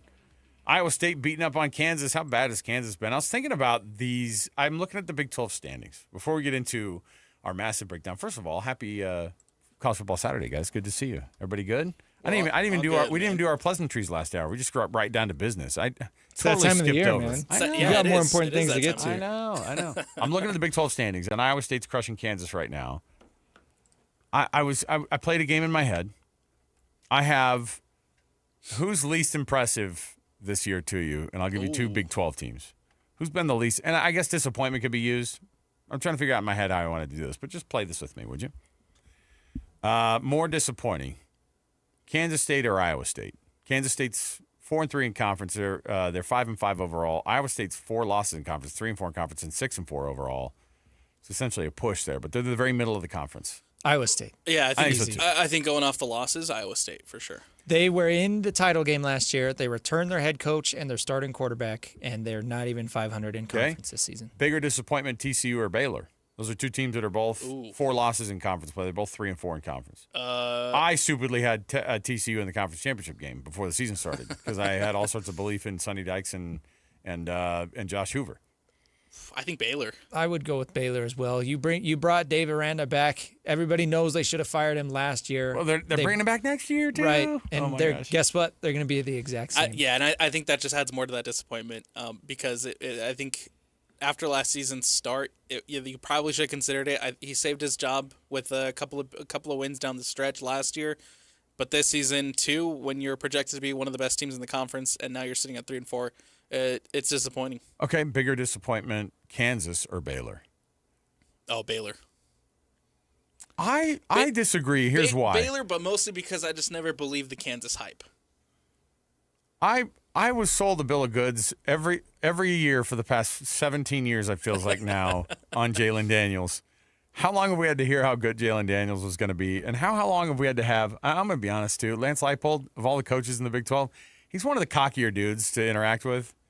And I'm always like, where's this cockiness coming from? Yeah, I won 3 Division II titles at Wisconsin Whitewater. Yeah. Well, you're not going to win anything at Kansas. And I don't know if he feels like he might have an inside track on that job at Wisconsin or something. I don't know what you would think you'd have an inside thing on it with anybody. But, okay, how about or how about Kansas or Colorado? Kansas. Over Colorado? Yeah, you didn't believe the hype this year coming in on Colorado. You thought they were going to be way out, huh? Yeah, I mean, it was clear last year that Travis Hunter and Shedeur Sanders even did a lot of heavy lifting for the Buffs. Way too much. And, I think there were huge question marks with that team. With Kansas, you look at what they did last year. They had a lot of hype going into last season. And then throughout the year, they're like, oh, they're beat up. Jalen Daniels is struggling with turnovers. If they fix those things, they're going to be really good. They did fix those things against BYU, against Colorado. They caused all this chaos at the end of the season. Yeah. And then they had that kind of coming into this year. They're like, oh, see how dangerous they can be? And this year they haven't had any fun wins like that. How about this is a weird one because they're still in the top 4, technically, in the top 5. Bigger disappointment, Iowa State or Arizona State? Iowa State. I'd say Iowa State. Sam Levitt's been banged up. There's not much you can do there. And Tyson. I just, what stinks is just going from that conference championship season and then going to just be like not really in that conversation. They could still technically get there, but all right. Most impressive this year in terms of what the expectations were prior to the season. Okay. Ready for this game? Arizona or Cincinnati? Ooh. They're both 7-3, by the way. I'd say Arizona has impressed me more. I haven't been really impressed with Arizona until, the last couple weeks. We I think forgot about them a little bit. Yeah, I never really expected much of a threat from them, but I think that they've been kind of the Kansas of this season. Like, if you're not on your toes, they're going to beat you. So they're that overtime win against BYU. I mean, if they would have beaten BYU that game, they'd be 8-2 right now, and they'd be 5-2 in conference play. Yeah, they're 7-3. I think a phenomenal year. I think for Brent Brennan. More impressive, Cincinnati or Arizona or Houston. Oh, Houston, man. Houston's in 3rd place right now. Houston's got 8 wins. Houston for sure. Houston 8 wins eclipses more wins than they've had over the last 2 seasons combined. So that's insane. Great year for them. Well, what about Utah? What about more impressive, Utah or let's go Utah or Cincinnati? Because Cincinnati was picked 11th, by the way, before the conference, before the year. I think probably there's a little bit of recency bias because obviously Cincinnati has now lost 2 straight, and they got blown out by Utah. But I'm gonna pick Utah, although we kind of knew. Yeah. I think everybody else outside the market was like, yeah, I guess Utah's falling off, but we were all like, the thing with Utah, we know that they're a rushing team, but they have one of the best rushing attacks in the entire country. No, in the history of their program, In the history of their program, which is what they've always been known for. Only behind Navy. And, so... That's wild to beat 2 other military academies. Yeah. So I think that's what's impressive about the Utes this year. It was a fun little game in my head. I was like, because we got flipped on the head again to an extent. Okay, play me this, though. Most impressive team. Would you go BYU or Texas Tech? I think a lot of people would say, well, Texas Tech does have all that money, and I'm like, I don't care. But how often does money do something, right? It's true. That's what I'm saying is I don't care about that argument. You still have to get out there and play the games. Yeah. And they've been marginally better than everybody. Like, yes. And I know they lost Arizona State, and so that was a weird loss. Like, the reality was that was a weird loss. Texas Tech is doing something wild this year. And so for BYU to be able to not have – I will say the level of difficulty of having a quarterback dismissed in July and naming a freshman quarterback who came in May or in April or May after spring. Yep. That level of difficulty by itself, being where they're at right now with their standings, is impressive in its own right from a little bit of a different standpoint. But I think Texas Tech right now is the belle of the ball of this conference for sure. Yeah, I think I'm going Tech for most impressive. Okay. Defensively, what they've been able to do this season compared to what, even just the jump from where they were last year, man, it's very impressive what they're doing on the defensive side of the ball. Again, we expected Utah to get into the spot where they are right now. Like, oh yeah, Utah will get back to what Utah does, and the reality is getting there has been quite a journey too. Being able to reset your entire offense, and then it's one thing to say, hey, we're bringing in a new offensive coordinator, or bringing in a quarterback, we're bringing in a running back from Washington State, we're bringing in another running back from New Mexico. All the things that happen in the transfer portal anyway. What Utah is doing is also not you. I think people take for granted. Utah fans do this because Witt's been so good that you go, yeah, that's more like it, right? You go, yeah, I told you guys. And you go, you guys don't understand year after year the changeover of the rosters and what you have to do to make sure that they're all on the same page. It's been so impressive. That Jason Beck hire was massive. Might be the best hire that Kyle Whittingham has made in his entire career as he's going into the end of his career, which, by the way, everybody wants to speculate about. I do love that he finally said this week, oh, I'll be here one day and then I'll be gone the next. You guys, so funny. One of my favorite movies ever, Good Will Hunting, right? And he goes, best part of my day is walking up to the door. And if I knock on the door, that you're not going to be here, that you'll go make something of yourself. That's going to be Coach Whittingham. Ben Affleck's going to knock on Coach Whittingham's door for them to go work at the construction site, and he's not going to be there because he's chasing his dreams somewhere else. So I think it's phenomenal what Utah's done this year, and it cannot be taken lightly what they did too, except for the fact that the expectations for Utah are just high all the time. So now you come into week 13 of the season, and Utah hosts Kansas State, who is, still a dangerous team by way of the fact that you've got one of the fastest quarterbacks in the entire conference. Kansas State kind of played a really good half of football against Texas Tech, probably better than anybody has played a half of football against Tech all season long besides Arizona State. It was 12-7 at the half in that game. But more importantly, Avery Johnson kind of ran all over him at a couple different times, and then they just started turning the ball over. I think that Kansas State is going to come in and do a little bit of I think they'll punch hard for a couple of rounds. It's the same thing I think you're going to see. All these teams are talented. What makes them different is that they're able to do it for 4 quarters. The teams that are good do it for 4 quarters. Texas Tech, BYU, Utah, those guys win games because they just keep going the entire time. You know what I mean? And Kansas State is a team that can't go the entire game. No. Iowa State's a team who can't go the entire game. TCU is a team who has all this talent and can't go the entire game.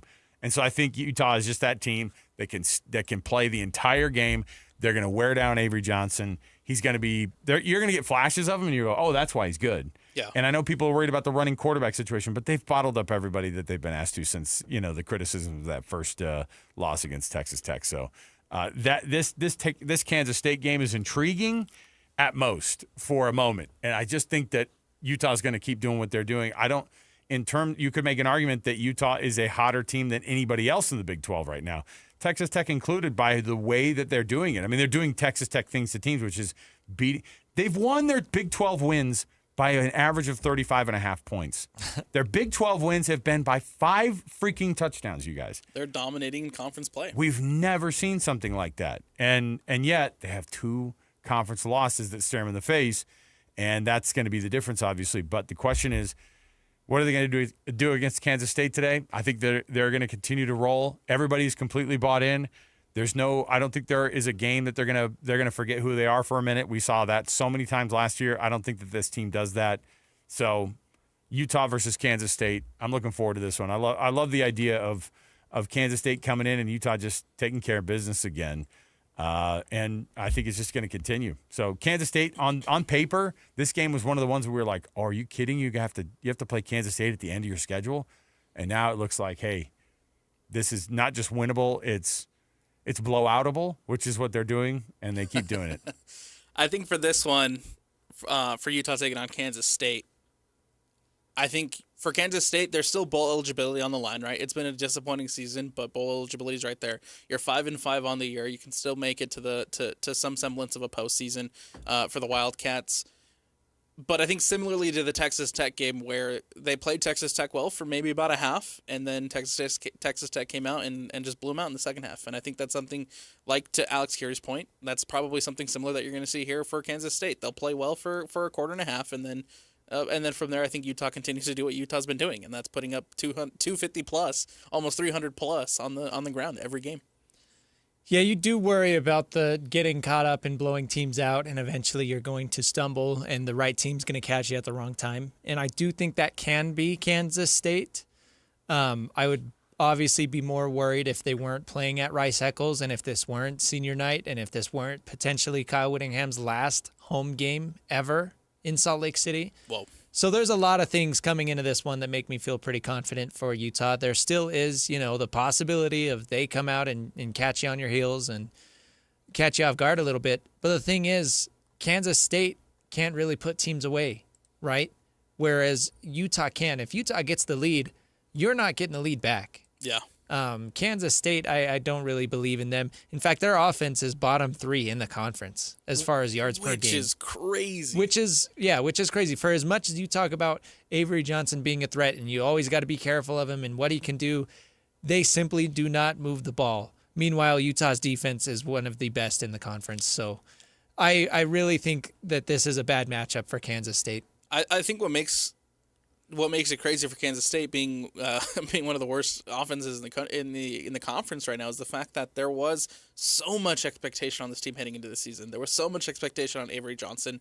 If you go back, I remember looking at some of the projections from some of the big media guys, right? The CBS Sports, the ESPNs, and a lot of them had Kansas State not only winning this conference, but of course making it to that college football playoff, and they were the team to beat in the Big 12. And it's been such a disappointing season for Kansas State. Don't go play in Ireland, because the teams that play in Ireland at the beginning of the season don't tend to do well. Yeah, I think that's fair. I wonder if there's going to be a moment, too, where the Big 12's funny.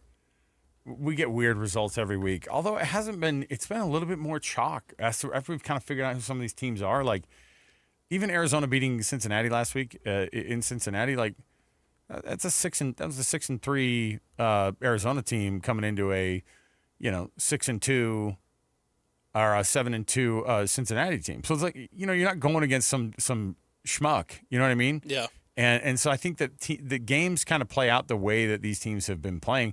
What's crazy is that Kansas State their record isn't that bad compared with how people feel about them, yeah. Right? I mean, like this is because what are they, 5-5 overall? Yeah, but they're 4-3 in conference play. So them and Arizona have 4 conference wins. Those are the only 2. After that, 5 conference wins for Utah, Houston, Arizona State, Cincinnati. But Kansas State, here's what they do. They score points when they get going, and they have shootout type games. They scored 42 against Kansas. Do you remember they went to Kansas in Lawrence and they beat them 42-17 a couple of weeks ago. Now in that game, the actual we were watching that game in this booth, and I remember just thinking, dude, they're tearing these dudes apart. And from a stats perspective, they forced a ton of. Do you remember that? It was it was rainy. It was first play of the game. Kansas State fumbles on their own 6, and they give up a touchdown immediately. And then they go down and they score and they tie it up, and you're like, that's not a good way to start the game. BYU, they started that way against Iowa State, where they just gave up a score in the first play of the game. But they held Kansas to 240 yards of offense, and they themselves ran for 250 and they passed for 230. So they have the ability to be able to make it happen. But the bigger deal is that Kansas turned the ball over 4 times that day to Kansas State's only 1. So usually Utah wins the turnover battle. That's the good news for them, right? And so just keep clean on that side of the ball. But, I mean, I'm telling you, Kansas State, they have the ability to score. They've scored over 35 points 5 different times this season, and they can do it. And they like to get into games like that a little bit. So we'll see. We'll see how this one goes. But I think you'll see some fight out of Kansas State for a minute. But I don't think this has got to be the first time. Is this the first time Kansas State's come to Salt Lake City? Ooh. I mean, I think so. Let me see what the Winsipedia page says. But you guys talk amongst yourselves here while I find it. How about last week, Kansas State going down to Oklahoma State and only beating them 14-6. Hey, I didn't bring up that stat for a reason. You know why? It was senior day. Oh, come on. Down in Stillwater. It meant something to those boys. Chris Kleiman after the game, right, saying that Stillwater is a really tough place to play in this conference. Dude, it is when all those guys have their shirts off. That'd scare the crap out of me. My favorite too is like, a noon kickoff. Yeah, a noon kickoff down in Stillwater, man. It's or, hard to win down there. Or it's a night game, come and they're on. like, a night game, that's tough. It's like, okay, what time of the day do you want to play? If it's always tough, the morning games are hard, the night games are hard. What time are you supposed to play football? Kansas State and Utah, guess how many times they've played? 4. 0 times. Oh. They have not played against each other. This is their first matchup? This is their first matchup. Wow. That's what it looks like. I have no record on the Winsipedia page of any wins or losses in a series. So there you go. So they don't know what they're coming into tonight. No, right? That's a thing. It's a real thing. Like it's a new location for them. I don't think they'll be intimidated by some large crowds or loud crowds. It's not about that. It's mostly about just the fact that you're going to a very foreign place that you've never played before, and the foreign place counts on people it being a foreign place to them. Going back to a conversation we had earlier in the season, players don't care about homecoming, right? But they care about senior night. They really do. Senior night is super important to all of these guys, and coming to Rice Eccles on senior night, right? All the seniors will be celebrated during the game. Plus some juniors and maybe a couple sophomores. The people who are guessing on. The people who probably aren't coming back. Right. That matters, right? And even the young guys, right? You heard Wayshawn Parker talking about it earlier this week. Like, you don't want to send your seniors off with a loss. You want to make sure they get out of there with a win, and they end their time at Rice Eccles Stadium with a win. And so there is that factor, too, that plays into it. No one cares about homecoming, but senior night, it's a big deal. Yeah, and there's a lot of very important players on this team that are, going to be leaving. A lot of these guys that you think of the staples of this team that have been a part of those Pac-12 championships and kind of this last era of Kyle Whittingham. Some of these players feel like they're a little bit transitionary, where there's kind of a question mark if Witt's going to come back. Like Wayshawn Parker is probably going to play for another head coach besides Kyle Whittingham, even if he stays at Utah, right? But some of these guys like Lander Barton, you think of Spencer Fano, Logan Fano, like that entire offensive line, Caleb Lomu, who's a junior, but he's probably going to leave to the NFL, right? A lot of these guys have done so many great things for this team, probably not coming back. And it, like you're saying, Alex, it means something to them to come in and get a win tonight. What about guys who are like, hey, coach, I'm going to hit the transfer portal. Can we do my senior? Can you give me my sandwich or whatever we get, my free ring, or I don't know what they get when they're seniors? BYU gets blankets, which, it's their tradition. Whatever. I'd love to know what Whittingham would say to a player. There have definitely, hey, coach. There have definitely been guys at BYU who have gone down, gotten their senior blanket, their junior years, and then they actually came back, and then they anyway, can I get that? Do they get one again? I don't know. They definitely get like that necklace full of candy bars, they graduated from high school. Yeah. They get that second time. All right, I'd come back just for that. All right, I'd come back for the NIL money. Are you freaking kidding me? My heavens, give me a blanket. I don't care if I get a minky blanket. That's probably our minky blankets, right? They're like, you're your senior minky blanket. All right, we'll take a break. We'll come back. We've got more to go around the corner. We've got tons to talk about. We've got some audio from the week from the Utah Utes getting ready. Plus, we'll talk to you about some of this Utah State, man. They're in a predicament. They got probably their toughest 2 games of the season, and they got 1 win left to get the bowl eligibility. What are the Aggies going to be able to do against Fresno State at Fresno today, and then Boise State at home next week? Can they get that 6th win of the year in Broncos' first season? Utah Utes, of course, hosting Kansas State. We'll give you the breakdown of that as well. Stay with us, 97.5 the KSL Sports Zone. Hey, bro. You hear us every day with our crazy opinions. Hey, what you doing? Well, now, it's time to hear from you. Hey, great show. Download the KSL Sports app and fire off your thoughts with the call-in tab on the bottom of your screen. Your show is fantastic. It's the one that captivates me the most. You can tell PK to stop singing. G-Bang! Let Jake and Ben know what you really think of the Jazz. Woo! Tell Hans and Scotty about your favorite barbecue spot or what color of tie JJ should be wearing on TV. The best entries will be played on the air. Download the KSL Sports app now and hit the call-in button to let your voice be heard. I think you guys do an incredible job. This is 97.5, the KSL Sports Zone. Just how good is Pure Talk's current deal for unlimited wireless? Well, you might say it's the deal of your lifetime. Because right now, for just $29.95 a month, Pure Talk is offering unlimited talk, text, and data for life. Not your phone's life, your life. This is Pure Talk's top-tier plan. It comes with a crazy fast 5G network along with a 30-gig hotspot. And at just $29.95 a month, there has never been a better opportunity to lock in a ridiculously low rate for as long as you live. And save thousands and thousands of dollars along the way. This plan is normally $65 a month, but if you switch today, you will save over 50% every single month for the rest of your life. See what I mean? It really is the deal of your lifetime.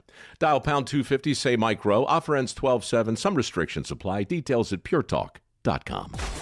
Be advised, this is your opportunity to save up to 40 to 80% on a hot tub or swim spa this weekend only, today through Sunday. Mountain America Expo Center, Sandy. Be advised, this is your opportunity to save up to 40 to 80% on a hot tub or swim spa this weekend only, today through Sunday. Mountain America Expo Center, Sandy. 18-month interest-free financing. Our factories have demanded we sell 1,000 hot tubs and swim spas this weekend. Mountain America Expo Center, Sandy. Huge factory incentives, factory rebates this weekend only. Mountain America Expo Center, Sandy. We can remove your old hot tub. Free delivery of your new hot tub. Hot tub starting at $2,999. Mountain America Expo Center, Sandy. Free delivery of your new hot tub. Just relax and enjoy. Today through Sunday. Mountain America Expo Center, Sandy. Today, 10 a.m. to 8 p.m. Tomorrow, 10 a.m. to 6 p.m. Free admission, free parking, free delivery. Mountain America Expo Center, Sandy. Call 833-SPA-SALE or visit hottubandSwimSpaSale.com. The KSL Sports Zone is your home for live sports. Tonight, the Utah Mammoth are back in action as the New York Rangers visit the Delta Center. The puck drops at 7 p.m. on 97.5, the KSL Sports Zone. The Aggies kick off at Fresno State at 8:30 on 1280 The Zone. Tomorrow, the Raiders and Browns play at 2 p.m. on 97.5 The Zone, and the Jazz host the Lakers 6 o'clock on 102.7 FM. And if you want to hear your company's name here, email Stephanie Palmer at spalmer@ksl.com and join the winning team at the KSL Sports Zone. You don't show up to Lavelle Edwards Stadium halfway. Neither should your energy drink. Bucked Up Energy gives you smooth, long-lasting power. No jitters, no crash, just focus, flavor, and pure Cougar drive. Grab a can of Sour Bucks or Rocket Pop on your way to the game and taste why athletes and fans everywhere get bucked up. Visit your local Bucked Up retail store today or go to buckedup.com and use code ZONE to claim 20%. Bucked Up Energy, built for game day, made for every day. Get your Thanksgiving fix at Kenny J's Barbecue. This year, skip the stress and bring home slow-cooked perfection. Pitmaster-style turkey and tender brisket. Ready for your holiday table. Kenny J's is serving up bold, smoky flavor with all the home-style sides your family loves. You bring the guests, we'll provide the feast. Pre-order your Thanksgiving meal today. Text 801-230-5396 or stop by the district in South Jordan. Make this Thanksgiving unforgettable with Kenny J's Barbecue. These days, many companies have turned to influencers to tout their products or services. But here at John Watson Chevrolet, the only endorsement we need is from our customers. Because of their feedback, we're proud to be Utah's best reviewed Chevy dealer. Visit us today to see why we get reviews like, "Their sales team is the best. Didn't put on any pressure, just super helpful and fun. They made the process a breeze." John Watson Chevrolet, your 5-star Chevy dealer. 3535 Wall Avenue, Ogden. Chevrolet. Together, let's drive.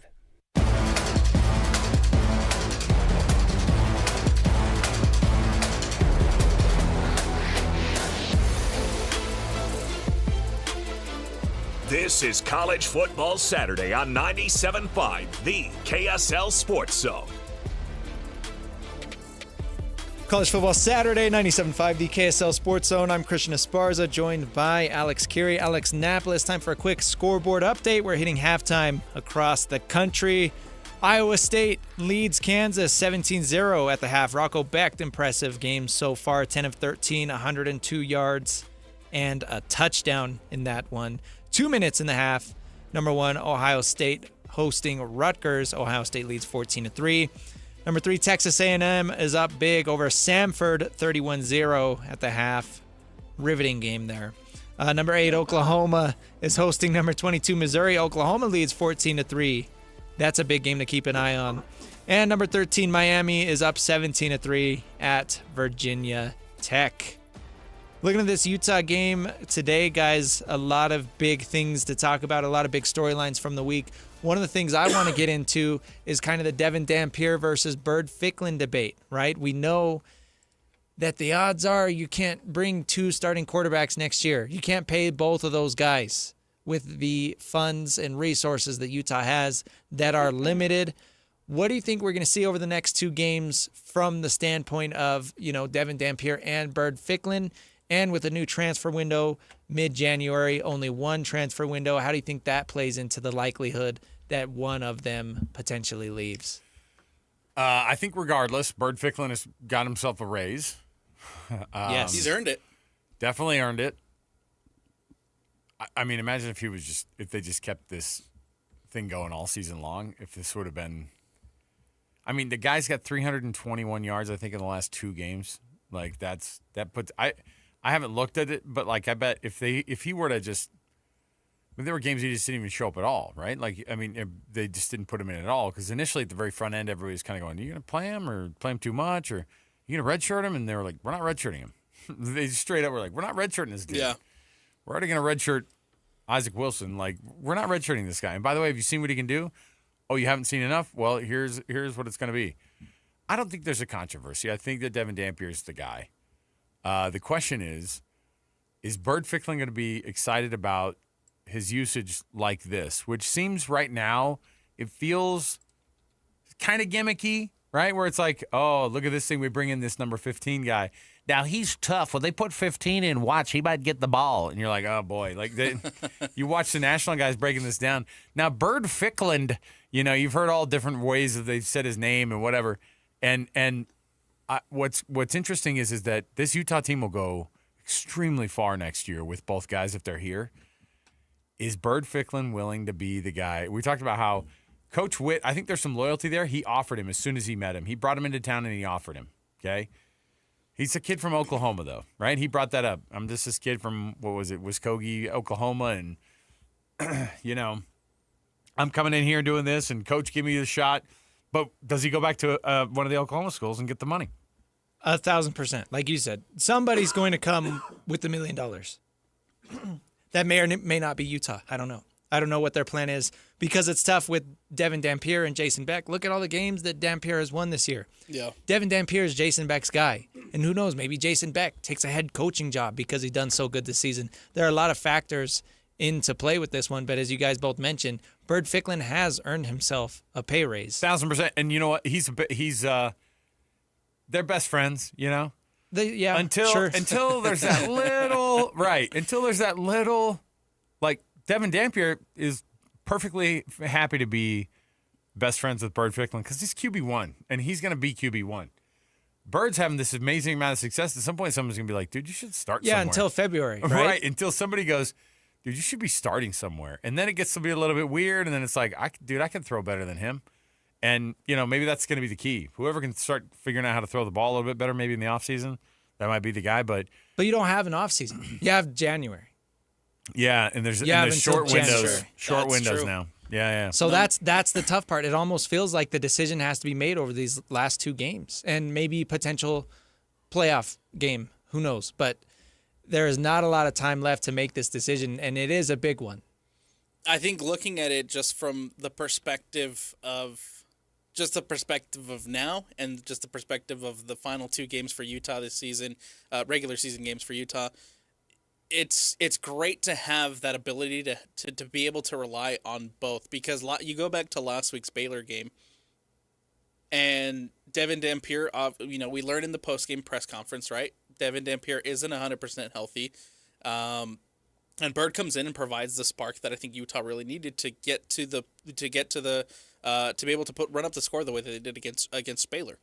Obviously, he comes in. He has 2 magnificent runs that end up leading to touchdowns, and I think that's you'll continue to see that wrinkle in Utah's offense for the remainder of the season, right? Devin Dampier and Bert Ficklin coming in for special packages, special runs, and then you'll have Bert Ficklin hopefully pulling off some big runs again. And I think for now that's a big part of Utah's offense and a big part of what makes them successful. But that begs the question, right? In January, there's going to be, you think that there's going to be people coming in and saying, hey, if you want to start now, we can give you this starting spot over here. And that could lure Bert Ficklin away. Yeah. I think the way I look at it, it all hinges on what happens with Jason Beck. I mean, we know the coaching carousel is going to be crazy. I don't think that Jason Beck is obviously going to be in conversation for any of the big-time schools, but somebody's going to have to leave somewhere else to go take that job, right? So I think you talk about maybe the second or third wave of coaching hires. I think people are going to start looking at Jason Beck and what he did at New Mexico and then at Utah. I think somebody's going to want to take a chance on that. And maybe if Jason Beck leaves, he says, hey, I've got this quarterback with me, Devin Dampier, who's been with me the past 2 seasons, and then they go together. Or, maybe Dampier's like, what, I like it here in Utah. I like what I have been able to do, and I want to stay. And Jason Beck would potentially take Bert Ficklin.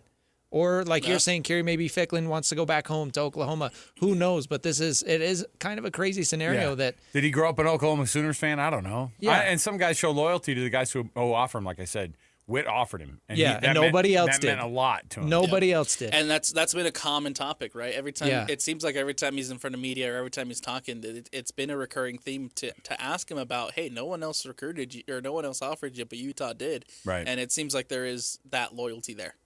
And that'll be and that loyalty will stay until it's $2.5 million coming from Oklahoma State, right? Or from Oklahoma or whatever it might be. So what's Oklahoma going to do? Because Mateer's done, I think, after this year, right? Yeah. I know he's done after this year. Yeah. So I don't know what they have at the quarterback spot, but then the other thing is too, like I think if you're Coach Whittingham, you go, look, man, we love you, and we're going to pay you $700,000 or whatever they're going to give him. We'll give you some money. We want you to stay here, but also you haven't developed enough as a passing quarterback. You've got to develop more, and we want to develop you more. Yeah. And here's a question. If I hear that from Coach Whittingham, I'd be like, I don't think you guys develop passing quarterbacks right now. I don't know. I mean, Jason Beck could. That guy's quarterback, man. He's the quarterback's quarterback. But he also runs the football like crazy right now because that's what's getting it done. And Kyle Whittingham is only not bothering him because he runs the football. As much as he does. And he's getting it done when he's on the field. Yeah, absolutely. So I don't know. I don't know what it looks like. But what an awful problem to have, right? If you're Utah, gosh darn it, should we have this guy who's going to be super productive or this guy is going to be super productive? As it is right now, they really work with one another very, very well to the point that it's defenses are absolutely in they do not know what they're looking at. And they don't know what they're getting into. As soon as Bert Ficklin turns a corner, I think they think that they've got speed to match, and they don't. Yeah. It's been crazy to watch these. Have you seen a kid, a true freshman year, have as many breakout – this is not a running back – just have breakout 65, 70-yard runs? It seems like he's had 10 of them. He's got 3 of it's over crazy. 3 touchdowns of 60 yards or more, and 2 of them were in one game. It's crazy. And so, he had 6 carries for 165 yards last week. Like, come on. And then the week before, was it like 4 carries for 152 or something too? It was like it. So it's not just impressive. It's kind of it's top of the class type stuff, and yet he's your QB too, which is a nice place to be in too. And I think it's also great to have right now again because, for this season because again Devin Dampier dealing with health issues. He's not 100%, and so you don't have to rely. You can give basically Devin a chance to take breaks in game. And you're not forcing him to run the ball the way that he did against Arizona State, right? Bert Ficklin can come in and take care of those duties, and you don't have to put Devin Dampier in danger. Well, especially for as poor as they've been throwing the ball. I mean, they have not been able to throw the ball, and that makes it kind of all the more impressive that they have one of the best rushing attacks in the country. Yeah. Because when you are a one-dimensional team, it is very, very hard to be that productive, but they're still doing it because you don't know where the threat's coming from. You don't know if it's the quarterback or one of the 2 or 3 running backs that's going to get the rock. Do you remember last week when the broadcasters on ESPN2 kept hammering the fact that Utah didn't throw to a wide receiver until the 4th quarter? Yeah. And even then, Ryan Davis was the only one with 1 catch. Listen, it's fine when you're running the ball for 300 yards. Right. But that is a question that a lot of fans have right now. Like they're like, and that's not sustainable next year when you are losing the majority of this offensive line. By the way, guess how you get back into games when you're if it's closer, you're trailing. You can't.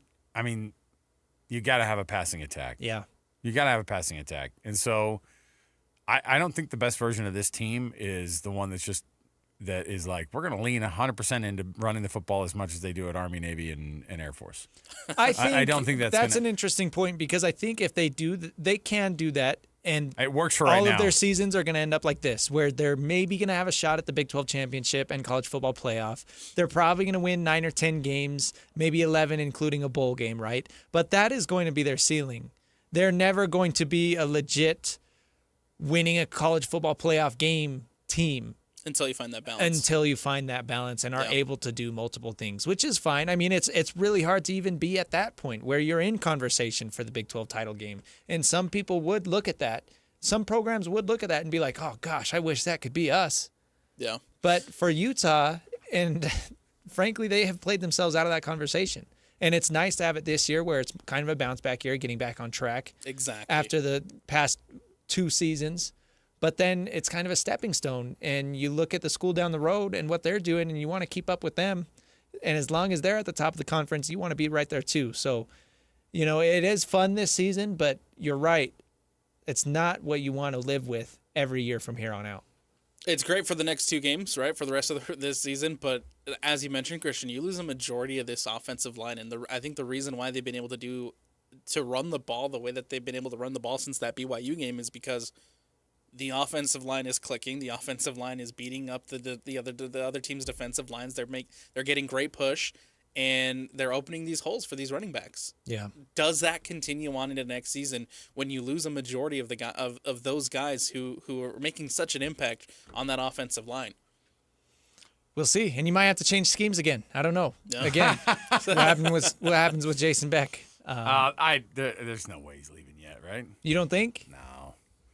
No, I mean, like, I don't think the offensive coordinator job at Utah is his dream gig. I don't know what his dream gig is, to be honest. I mean, I think this is a guy who's risen up pretty quickly through the ranks, between NC State and then helping out at Syracuse, and then end up being the guy at Syracuse for a minute, and then he's Broncos guy in New Mexico, and that was a year, But you gotta, if your name is popping up, you don't know when it's gonna pop up again. Yeah, you at least have to consider it. Yeah. Yeah. I mean, like, is the Weber State job, is that interesting to him? No. I think the Weber State job is a downgrade for basically any of the assistant coaches at BYU. Even Utah. Festus Sitaki? Yeah. I think that's the level, especially with BYU and the finances that they've been able to pour into their athletics over the past 2 years. I would bet that Fessy is pretty well taken care of. I wouldn't doubt that, but it's also a place that because he played there, right? But he's also coached there, and I mean that dude calls plays as well as anybody. He recruits as well as anybody. So I think if Fessy is taking interviews at Weber State, he's taking interviews at other schools that are probably bigger. Did you hear Kalani's name tied to Penn State? Well, Kalani's the name that is tied to every single just because people. Opening, I think people understand how that just is such a hard thing to try to. But I don't know. We've heard it before, and then you hear sometimes that he's actually kind of listened to a couple of people here and there. Yeah. I think the financial situation has changed for BYU for him as well, though. Oh, since then, 1,000%. All right. Let's take a break, and then on the other side, we'll wrap this thing up. We will give our game predictions and score picks and all that. Keys of the game for Utah and Kansas State. So stick with us. College Football Saturday, 97.5, the KSL Sports Zone.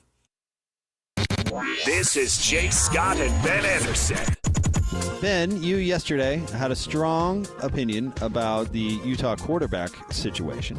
With if it ain't broke, don't fix it. Because right now, the argument for Devin Dampier is we're playing at the level to win a Big 12 title. Why would we change the most important position on the field for what has been some bright flashes but is a relative unknown? And I like Bird. I don't know what this decision is going to come down to. What I am confident in is they're both going to get $1 million offers this summer. And whether you want to say that this decision between the two needs to be made today or needs to be made in the offseason, the rubber will meet the road. Because I don't think they can commit that portion of their salary cap to 2 players or their budget or whatever. You're not going to pay 2 quarterbacks crazy amounts of money. You need that money for the linebacker. Catch Jake and Ben weekdays from 10 to noon on 97.5, the KSL Sports Zone.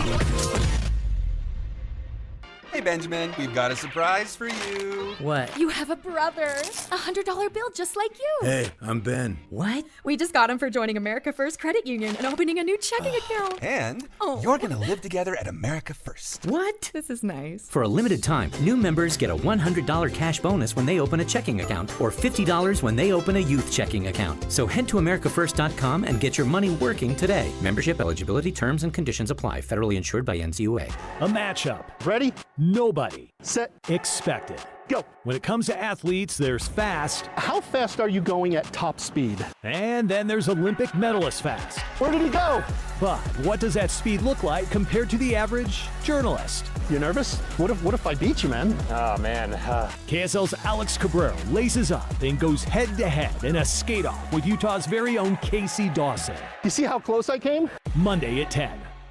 The Utah Mammoth and Smiths are teaming up to get you to the game with qualifying Smiths purchases. You can score single goal view tickets, hot dog and a bottle of water included for just $15. The catch? These tickets go fast. Download the Utah Mammoth app, enable push notifications, and be the first to know when new tickets are released. Shop at Smiths, then snag your seat for $15. Simple. Grab the Utah Mammoth app today and watch for the next release. Tusks up.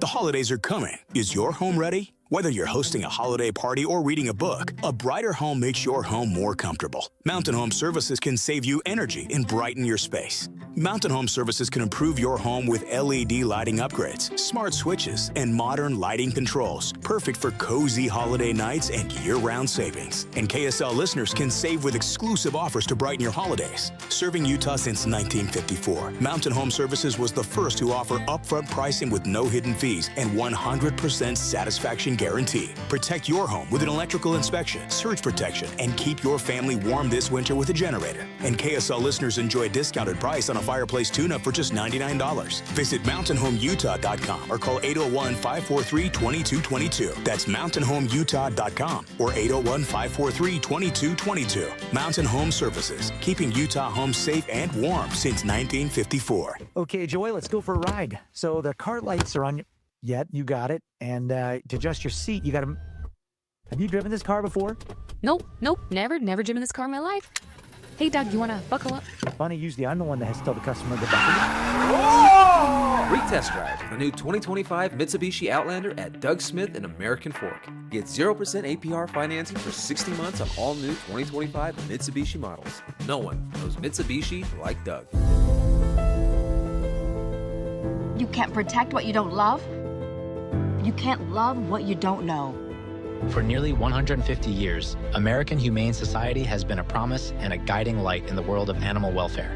Our commitment to rescuing, caring for, and protecting animals sets a gold standard in care and compassion.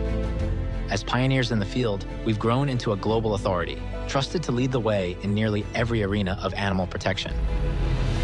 Our innovative programs touch the lives of over 1 billion animals each year, spanning conservation, humane farming, filmed entertainment, zoos and aquariums, service dogs, military, rescue, and working animals.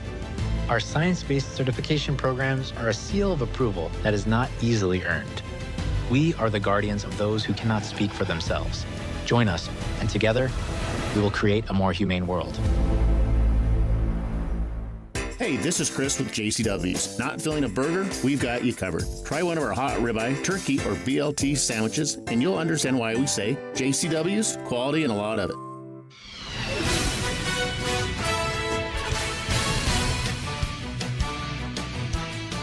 You're locked on to College Football Saturday on 97.5, the KSL Sports Zone.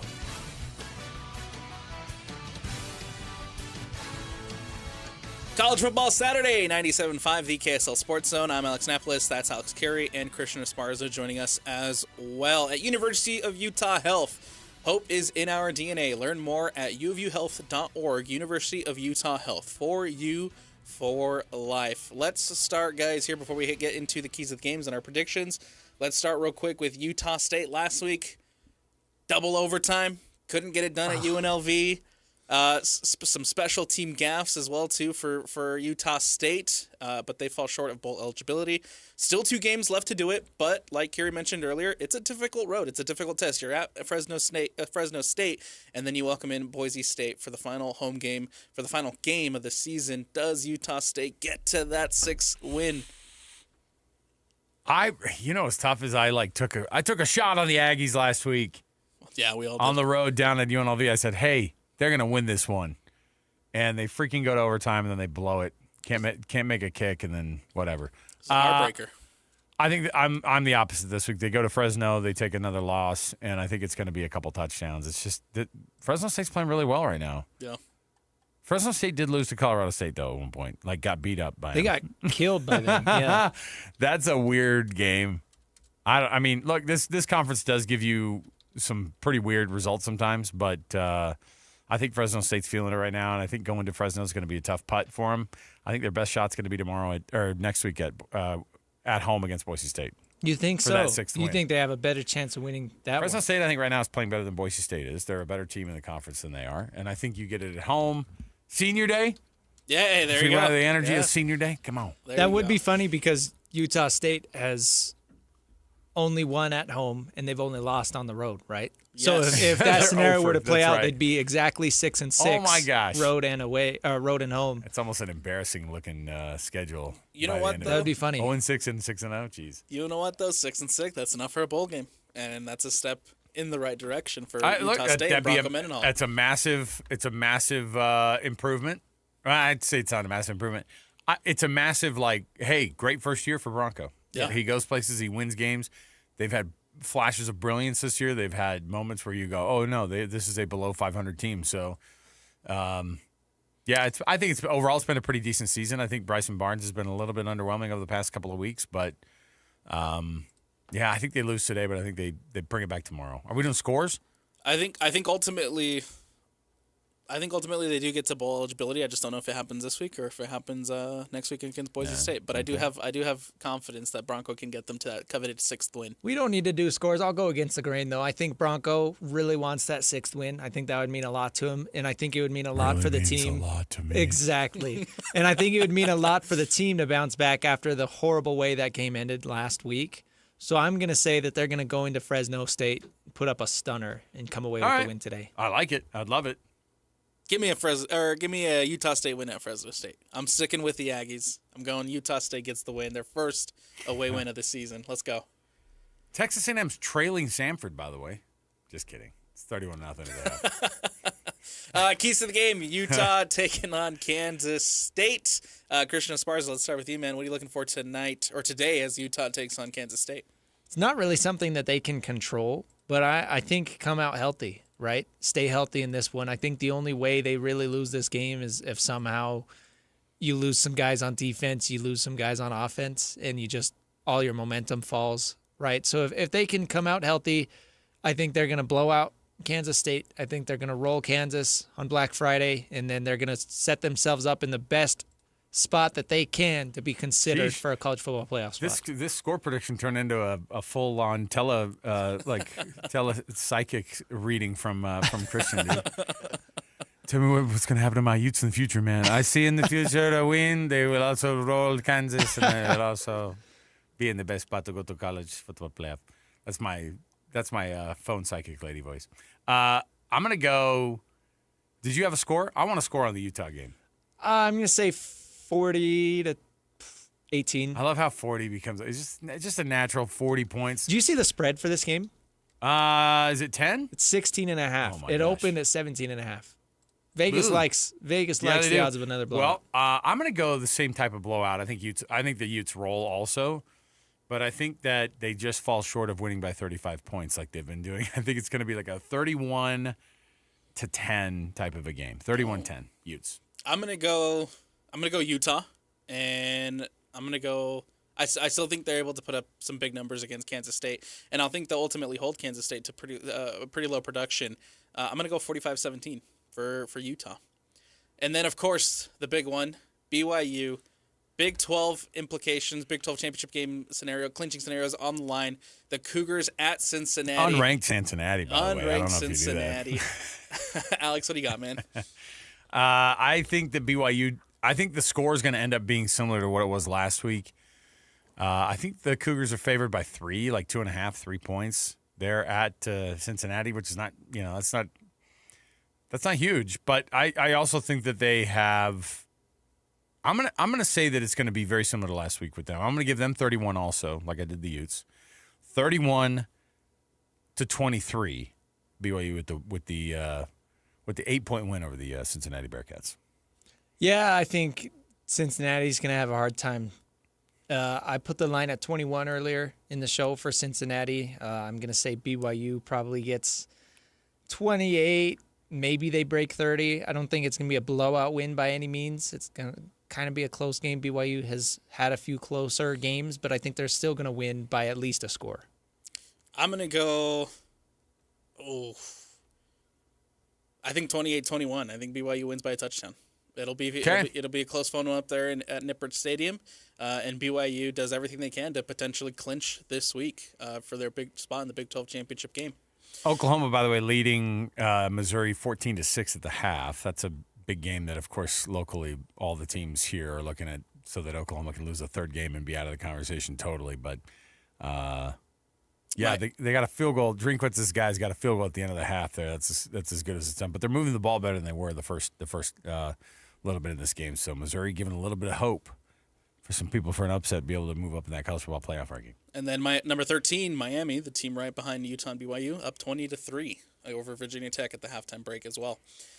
Remember to catch the postgame show tonight, immediately following the game with Christian Esparza and myself. Will be on air and also live streaming on YouTube, Twitter, Facebook, and KSLSports.com for the Utes postgame show. Again, immediately following the conclusion of this Kansas State-Utah game. Also, a quick reminder, we'll be we'll be live streaming on YouTube, Twitter, Facebook, and KSL Sports for the BYU. Following the conclusion of that BYU-Cincinnati game, both postgame shows can be found on KSLSports.com. The U postgame show will be on air and live streaming. That's going to do it for us here on College Football Saturday. From Alex Napoles, that's Alex Kirry and Christian Esparza. We thank you for tuning in, and we'll catch you on the postgame show immediately following the conclusion of those games here on 97.5, the KSL Sports Zone. Whether you're stuck in the office, I believe you have my stapler. in your car, or at your in-laws, You want a piece of me? You bet I do.